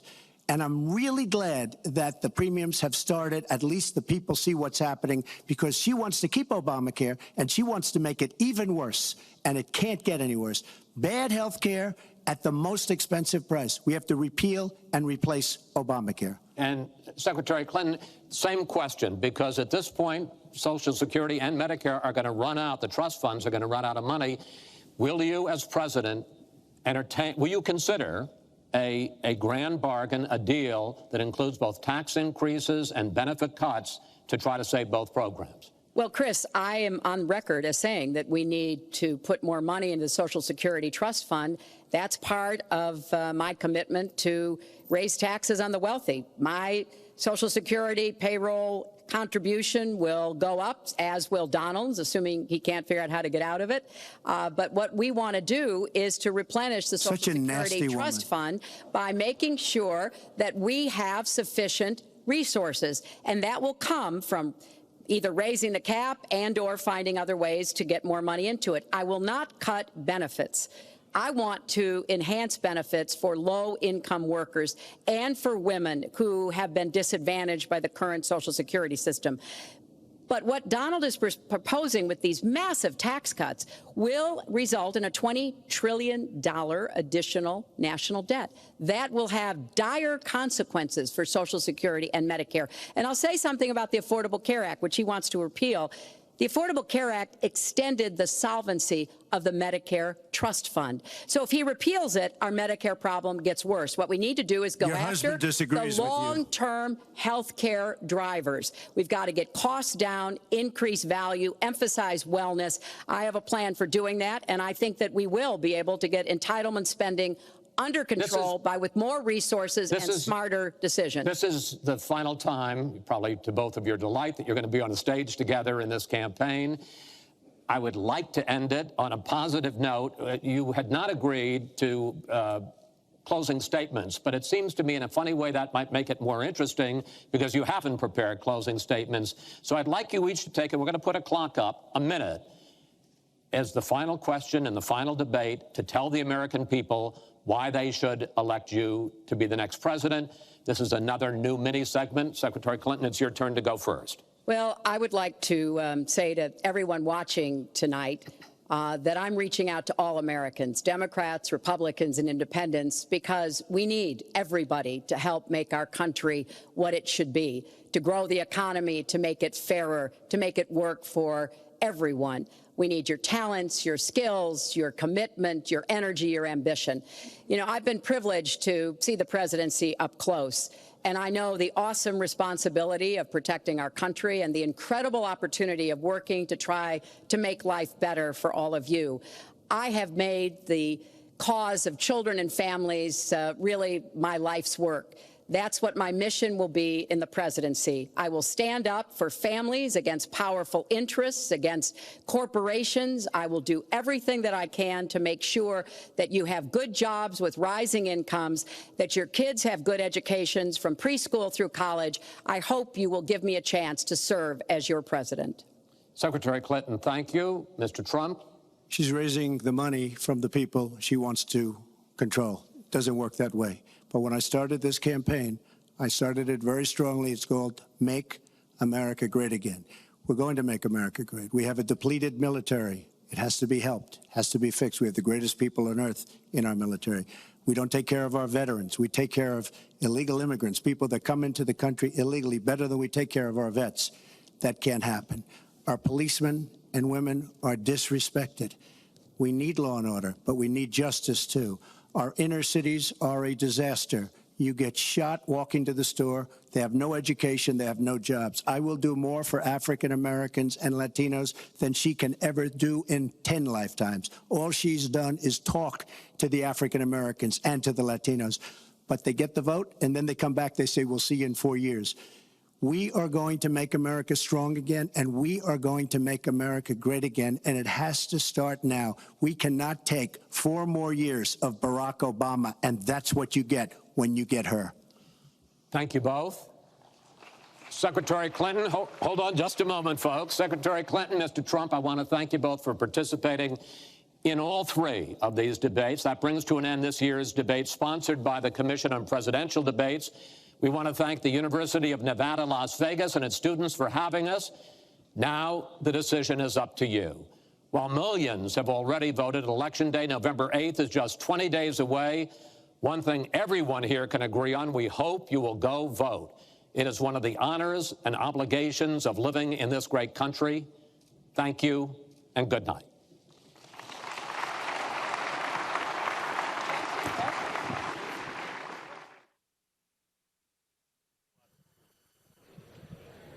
that is the third and final debate. You see Chris Wallace there shaking hands with Hillary Clinton, Donald Trump staying behind the podium. Interested to see what happens there. But this is an evening with a lot of substance and a lot of discussion of the topics that have been in the news of late for her, the WikiLeaks documents for him, allegations that have been made against him by many women. So there's going to be a lot to discuss and will be discussed. No single moment that I think will break through and be the moment of the debate, but certainly a lot of back and forth that will be memorable. John Heilman, your thoughts? Well, I agree with most of what you just said there. I think there is one moment that will stand out to a lot of people, especially in the context of what we've heard for the last week, in which Donald Trump has been repeatedly talking about a rigged election, saying that the election was rigged and that it could be stolen and that we needed to watch certain polling places and so on. The idea that Donald Trump asked whether he would accept the results of the election, answered and said he did not refuse to say that. Corrected. You are correct that will be a moment that will get a lot of attention, and it should, and it will be, I think, from the Trump campaign's point of view, kind of an unforced error. He had many good moments. It was probably his best debate. I thought she was, I won't say flawless, but she kept him from winning the debate simply by being so strong. But the moment you highlighted, which for some reason blanked out of my mind for a moment, really will be the dominant. There you see Donald Trump and his family it's coming already off the stage. But that moment, particularly because it's in conflict with his campaign manager and his vice presidential nominee. And his daughter, who today said that he would accept the results of the election. You know, it is a core democratic norm that we accept the peaceful transfer of power. You can call for a recount, as Al Gore did. You can challenge results through the courts. But in the end, the results of the election are the results of the election, and you accept them and you graciously step aside. And I think, you've seen that already flagged by every major news organization in the country. And as I say, it's against this context. He went on to say that millions of people were on the rolls illegally, that there were dead people who would be voting. It was just the context of the answer and the brute fact of it, I think, will get a lot of attention, again, particularly in the context of this week in which he's made rigged elections so much a part of his rhetoric as his poll numbers have slipped further and further. I think you're right, Mark, about Hillary Clinton. I actually thought Donald Trump for the first 30 minutes of the debate was better than he's been in any of the three debates. He was calm and composed and not full of invective. But as the debate started to get more emotional, he started to get more emotional. And by and large, Hillary Clinton was calm, composed, and strong throughout. There you see Donald Trump's running mate, Mike Pence, working towards him. This moment of Trump saying the results, he wouldn't necessarily accept the results, even within the base of Donald Trump, even the most hardcore supporters, I'm not certain there's even a majority support for there. And certainly within the broader Republican Party, within the establishment, within the media, that is a position that will raise a lot of concern. Right. And I suspect, to the extent he does interviews in the coming days, to the extent his campaign fields questions when they'd like to be talking about his strong moments in the debate, mostly what they'll be asked about is what is up with Donald Trump's position on whether he accepts the results or not. Let's be clear, he has his campaign this week. His campaign manager and others tried repeatedly to say, well, what he's really talking about is the media bias, that their perception that he's getting a raw deal from the media. And every time they tried to do that, he, on Twitter and elsewhere, brought it back to the possibility of fraud, of voter fraud, which, as we know through academic studies and otherwise, is an extraordinarily rare occurrence in the United States, as people like Scott Walker and other election officials pointed out this week. I think it's a huge, I don't even want to call it unforced error. I think it actually is what he believes. Well, it's an interesting question, which is obviously he must have been prepared during debate prep, of course, to take the question. Yeah. But I'm not certain, I'm speculating here, I'm not certain that that's the answer his advisors urged him to give. I'm certain there are many advisors around him that were horrified by that answer. I think there are probably some who have been cheering him on, but it does seem to me to be what he actually believes. That's what I think, and I think he may have very well rejected a lot of his advisors, because as you say, we've had Kellyanne Conway, we've had his daughter, we've had others saying, of course he will accept the election results. They don't expect widespread fraud, and then here's Donald Trump saying something totally different in front of tens of millions of people from a debate stage, something we have never seen in our lifetimes or lifetimes prior to our lifetimes in a presidential debate ever. Hillary Clinton still in the hall shaking hands with supporters and other people in the audience. Donald Trump has created a problem here in terms of his campaign getting out their message, and a problem particularly for Mike Pence, who in a round of interviews with Bloomberg and other news organizations immediately before the debate made it clear that his view was, of course, they would accept the results. There were a lot of other things discussed in the debate. We should move on to those, I think. Donald Trump, more than he has in any other debate, and he's being, I think, roundly hailed for having long stretches of calm, on-message performance, talked a lot about Hillary Clinton's record as part of the Washington establishment, and that those moments very in line with the Kellyanne Conway wing of his campaign, the campaign manager, who would like him to be talking about change and a more centrist message, which could actually put together a majority potentially. I'll say I will point out tonight on Twitter when Trump Robert is Costa leaving the debate hall while Hillary Clinton stays. When Robert Costa from the Washington Post pointed out a disjuncture between how Trump likes to talk and how Kellyanne Conway would like him to talk. Kellyanne Conway retweeted that and pointed an arrow at Costa, suggesting that she was endorsing in some way Costa's view that the old Trump is at odds, or the core Trump, the reflexive Trump, is at odds with his campaign manager. She then has publicly seemed to have endorsed that. So we may see some real discord coming into the open, I think, in the days ahead within Trump's world. I don't like making predictions, but I think there are a lot of signs that we may see some real fractures in Trump world over the days ahead. You see there the debate hall thinning out. Hillary Clinton, though, still there shaking hands. The final debate of this campaign for her, after many, both against her Democratic opponents, and here the final of 3 debates against Donald Trump. Donald Trump has left the debate hall. And now the room we're in, the spin room here, located near where the debate took place, is filling up with advisors for both campaigns who've come here to tell the media what they thought of the debate. And we're going to have analysis here. You're watching Bloomberg Politics live coverage, post-game from the debate, last final presidential debate from here in Las Vegas. John Hom and I and our colleagues will be back with analysis, some guests from both campaigns, and more. And the most tweeted moments. Don't forget about the most tweeted moments on our Twitter. Bloomberg Politics, Bloomberg Television, and Twitter right after this.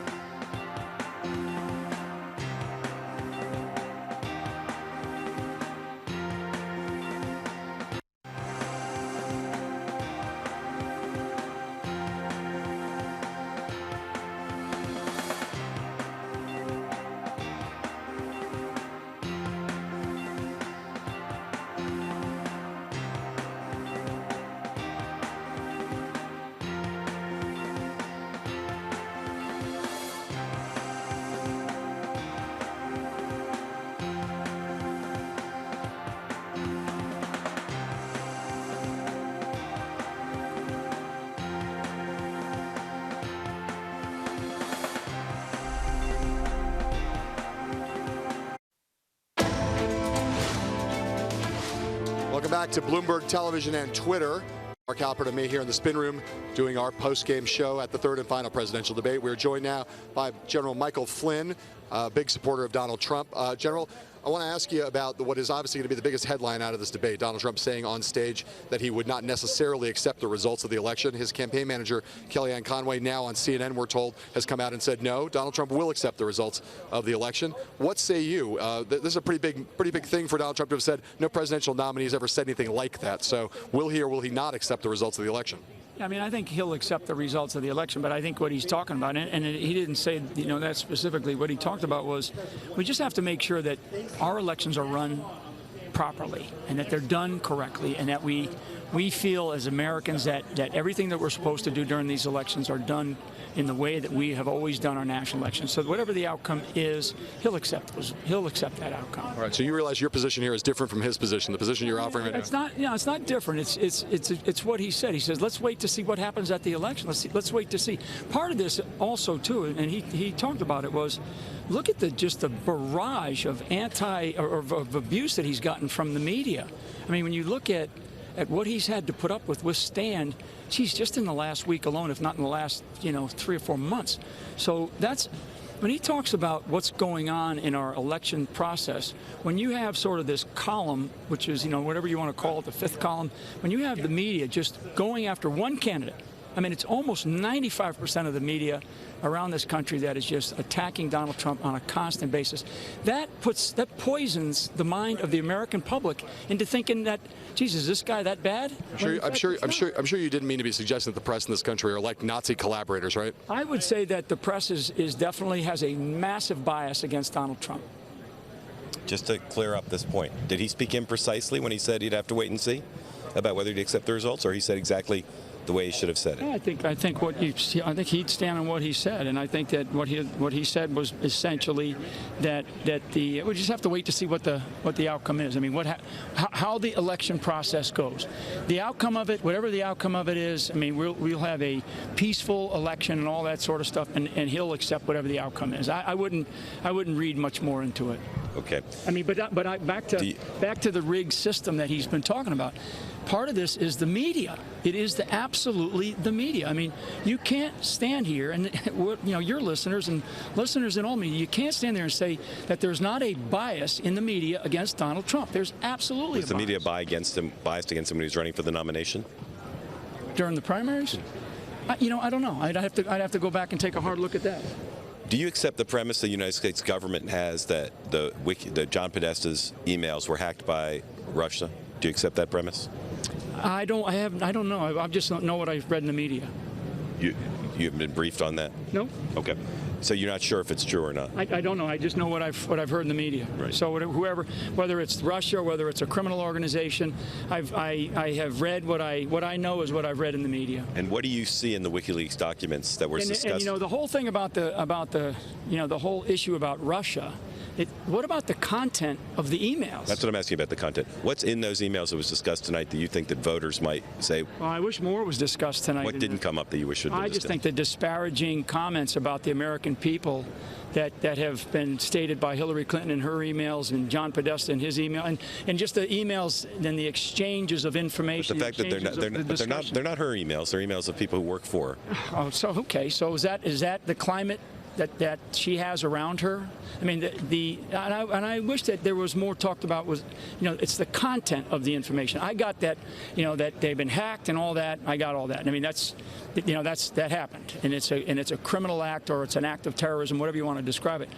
But the content of the information is really what's also an issue and should be brought out. And I think the other thing too is just this issue about the 33,000 emails, the numbers of things that she has said that turned out to be lies. So you can't deny that. General, I just want to clarify one thing. You're one of Donald Trump's top national security advisors, right? I help him out on national security, absolutely. So, and he's received intelligence briefings, right?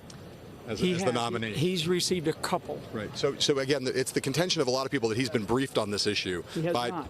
He's not been briefed on this issue. Not been briefed on the issue of what you're saying. On this business about who's done what. Nope. Not been briefed. All right. Thank you for being. What we have in what we see in the media. Yeah. Just wanted to clear that up. Thank you very much for being here. Okay. Appreciate that. Guys, we're going to throw out to our colleague Megan Murphy, who is outside the debate hall, so she can give us her thoughts on what happened tonight and do a couple of informative interviews. Megan. Thanks, John. All night, our partners at Twitter have been using their abacusses to map the top tweeted moments of the night. And we have them right now. Tonight, the moment that got the most tweets came around 9:57 p.m. Eastern, when Hillary Clinton went after Donald Trump's past treatment of women. Take a look and a listen. He held a number of big rallies where he said that he could not possibly have done those things to those women because they were not attractive enough for I did not them say to be that. assaulted. I did not say that. The runs-up separate top tweeted moments of the debate were when Donald Trump and Hillary Clinton had an exchange about Aleppo, and also Trump defending his statements about what's going on in Syria, and also when Trump gave his much-awaited wait-and-see answer on whether he would accept the outcome of the election, telling us he'd keep us in suspense. Turns out on that last one, his running mate, Mike Pence, gave our Bloomberg Politics colleague Kevin Sirley a pretty different answer on that question, interviewed just moments before the debate began. Take a listen. Well, Donald Trump made it clear in his first debate, and I've made it clear that we'll accept the will of the American people, but I think Donald Trump's going to win. I mean, we've got a brand new poll out today from Investors Business Daily that has us up a percentage point. I see tremendous momentum all across the country. Let's put up a line graph of Twitter traffic throughout the debate. We've been tracking this all night. The highest peak of Twitter chatter at 9:57 p.m. Eastern was about the women discussion clip we just saw. Meanwhile, the top 3 issues that Twitter users discussed over the past 90 minutes were foreign affairs, the economy, and reproductive rights. I'm joined now by Bloomberg Politics reporter Steve Ucino. Steve, there's no question that, as John Heilemann said early in the night, the big takeaway moment is going to be Donald Trump saying he would not clarify whether he will accept the results of his election. He said it not once but twice. Right. He said he would keep us in suspense, and Hillary Clinton calling it in effect horrifying that he would have that stance, that it was a threat to democracy. Chris Wallace reminding us at the end of the evening how important each of our votes are. Do you think this is damaging for his candidacy, and do you think it's whipping up concern over something that American voters will see as fundamental, which is the integrity of our voting system? Look, Donald Trump has been saying this for a long time on the campaign trail. It's been a little too soon to see exactly whether or not this will affect him, this particular statement. We will wait and see, but he's been talking about this for a while. We've seen it rally his base before. I think the one thing to take away from this night is neither candidate really made their case about why they were going to be president tonight. Hillary did a little bit more than Donald Trump, but it was much more about why the other person shouldn't be president. And it was a back and forth. At the time, it was like a pivot contest where there would be a question and one person would pivot to an attack, and then the next person would take that attack and pivot to a completely different subject. And I think that it's important to note that one of the moments that Hillary Clinton was the strongest was on that women issue, partially because she attacked Donald Trump, but then she pivoted and she said, we're better than this, and she gave this long speech about how the country needs to stand up because they were better than this. And I thought that was her strongest moment of the night, because of a sudden she cast a vision. She wasn't just attacking Trump. Yeah, she was more riled, she was more personal, and it is like that her team and herself decided to take on as an emotional issue, not just women, but partial birth abortion, children's rights, a lot of the things that she's talking about. And in fact, Mark Halpern and John Heilemann have Joel Bennison, Hillary Clinton's pollster, with them right now in the spin room. Megan, thank you. We're here with Joel Bennison, strategist for Hillary Clinton. I want to talk to you about the thing that's obviously getting the most attention, Donald Trump saying that he wouldn't necessarily accept the results of the election. He wants to see. His aides are sort of walking that back a little bit. Is it okay at any level, as far as you're concerned, for him to say, hey, let's see what happens? I'm inclined to accept them in effect, but let's see what happens. No, it's not okay. I think we've got a reason why the rest of the world looks to us as the greatest democracy on earth. With one exception, we've had orderly transitions after every presidential election. I think you've got Republicans around the country who are appalled by what he's saying, but they've been appalled by a lot of things in his campaign. I think tonight was the clearest win of the 3. I think Hillary Clinton's won all 3 debates. I thought this was the most lopsided, and I think that him saying that he'll see what happens is just outrageous. Is that an answer that will hurt him with voters, do you think? And if so, why? Yeah, I do, because I think, look, the American people know this is the greatest democracy in history. This isn't a mystery to them. They're not looking for us to go to war over elections with each other, and I mean that metaphorically, please. I think they, for voters, they've experienced this over and over again. They've experienced voting. They've experienced winning, being on the winning side, being on the losing side. And the great thing about our democracy, when it works at its best, is that we pick up the pieces and we go to work together and we make a difference for people. And I think that's why this was so lopsided. I think Hillary Clinton tonight was the only person on that stage who laid out a vision of what kind of country she thinks we are and what kind of country we want to be, and drew a very sharp contrast around the values side of that argument, the economic side, and how we keep the country safe. Joel, if you remember back in the first debate, Donald Trump came out very strong in that first half an hour. A lot of people talked about how strong he was, and then he sort of unraveled as the debate went on. Tonight he came out I thought very calm, a calmer Donald Trump in the first 30 minutes. He's kind of a different look from any Donald Trump that we've seen over the last 3 debates. Now, again, the last hour was slightly different, but just talk about that first hour when Trump came out. Was that a Donald Trump you expected to see the first 30 minutes or so? You know, I'm in the minority on this. I've expected to see that in all three. What you know hasn't totally surprised me now at the third one is that he can't do this for 90 minutes. He becomes unhinged at some point during a 90-minute debate, during which he only has to talk about 40 minutes. That, to me, becomes a part of the temperamental unfitness that we've been talking about. So I think during the first 30 minutes, I thought he was trying to keep it very cool, stay very calm. I don't know in what particular set him off, but what we know is it doesn't take much to set him off, and that's one of the reasons why he shouldn't be president of the United States. We knew that Trump was going to go after her on the question of open borders and take that piece out of the WikiLeaks leaks and go and try to make a case of that tonight. He did, of course. First time we've talked about immigration in any of the 3 debates. So how do you think that exchange played? I thought we've talked about immigration before. We certainly talked about him building a wall and having a deportation force before. I think it's come up. Maybe it wasn't as full a section. I mean, it was a full topic. That's what I meant. Look, I think it played very well. Look, Americans know we are a nation of immigrants. Look, my grandparents came from another country. You know, I'm obviously not, you know, a recent young person here. I've been here for a few decades. I think most of people know we came from different places, and one of the great things about America is that we figure out how to make it work for ourselves. Is it always easy? Of course not. And I don't think Hillary Clinton would say that it's always easy. But it is who we are as a people. And when you start pitting people against each other and you start calling out an American judge because of his Mexican heritage, that's divisive. It's not just divisive. I think most voters recoil at that. And they say, that's not how I raise my kids. That's not who I am. Joel, I think the charge against her, though, and the charge he's making is that she has a much more liberal attitude towards immigration than the one that she even espouses in debate. So how do you answer the charge that there has been something revealed in these documents that shows that Hillary Clinton, in fact, wants a much more liberal immigration system than she's willing to admit? I don't think that's accurate. I think she's been consistent. The immigration plan, she fully advocates comprehensive immigration reform, just as Republicans and Democrats have for several decades now. And it's pretty much intact. We have to do things to secure a border.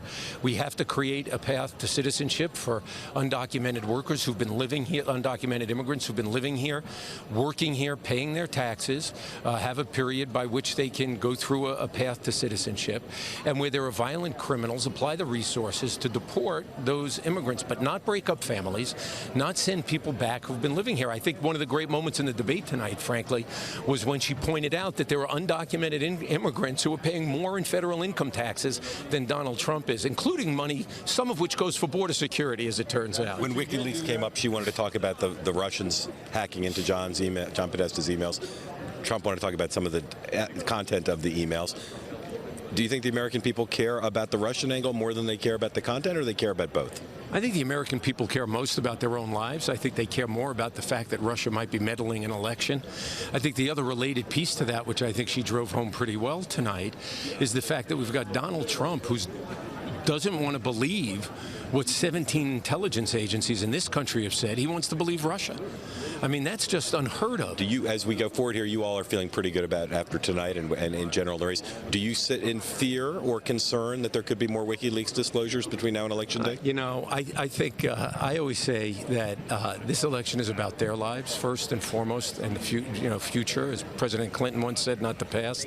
I think voters heard tonight one candidate during the course of that debate who was talking about their lives, that we have to invest in the American people. I actually think that's what they're going to be focused on over these last 19 days, if they haven't made up their minds after tonight. And I think we're seeing a shrinking pool of people that are open to this. And I think for Donald Trump, the challenge is in none of these 3 debates has he reached out beyond his base. He just doesn't do it. Hillary Clinton, tonight she said it, I'm going to be a president for all Americans. You didn't support me. If you did support me, I'm going to be fighting for you. Joel Benenson, top strategist for Hillary Clinton. Thank you. Thank you. Appreciate it. We're here in the spin room. We're going to take another break now. We're going to come back with more of our live post-game debate coverage on Bloomberg TV, streaming on Twitter from Las Vegas right after this.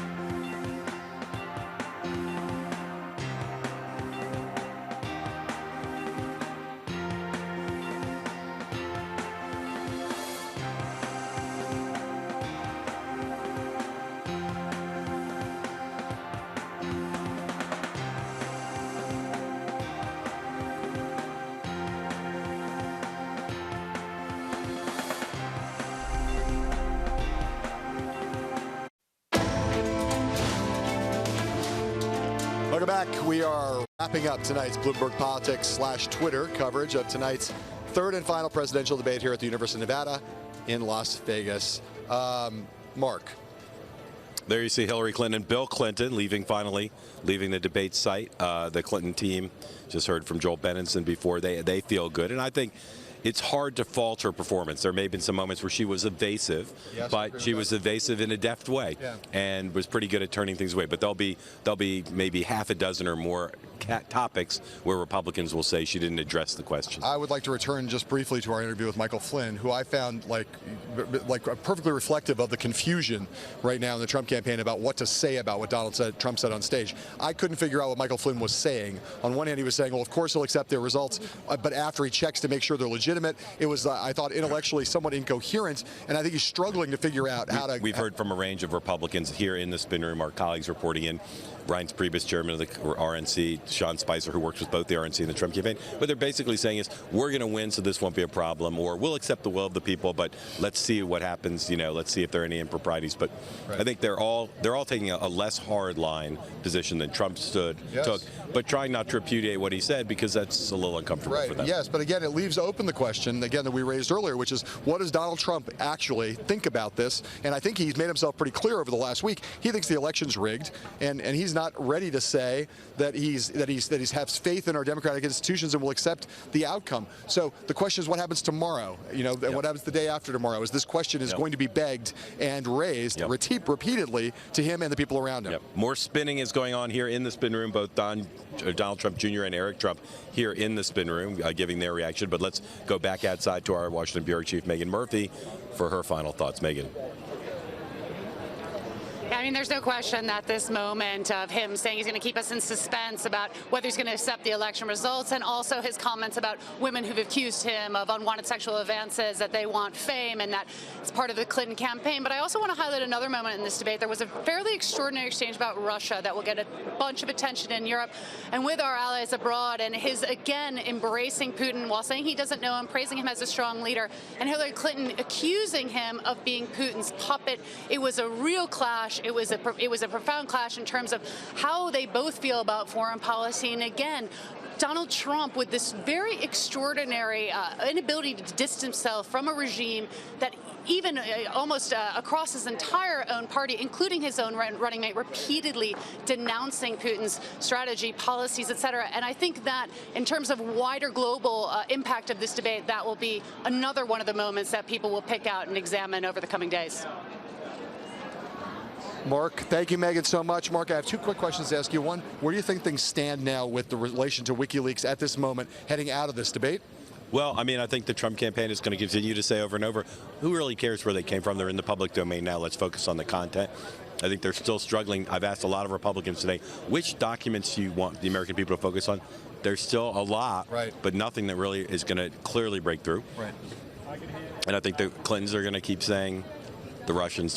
Right, and notably, I thought Donald Trump, when he started saying things like, Donald Trump, John Podesta said horrible things about you, Bernie Sanders said horrible things about you, it evinced a certain kind of flailing, not focusing on one or two key documents that prove something really damning. The second question I have for you is on the question of Donald Trump and the women who've accused him. He dismissed them out of hand tonight and basically said all of them are lying. They all have fabricated everything. It went even further in saying that this was done by the Clinton campaign, perhaps. So do you think that is now, where do you feel that that issue now stands as we head into the last 2.5 weeks of the election?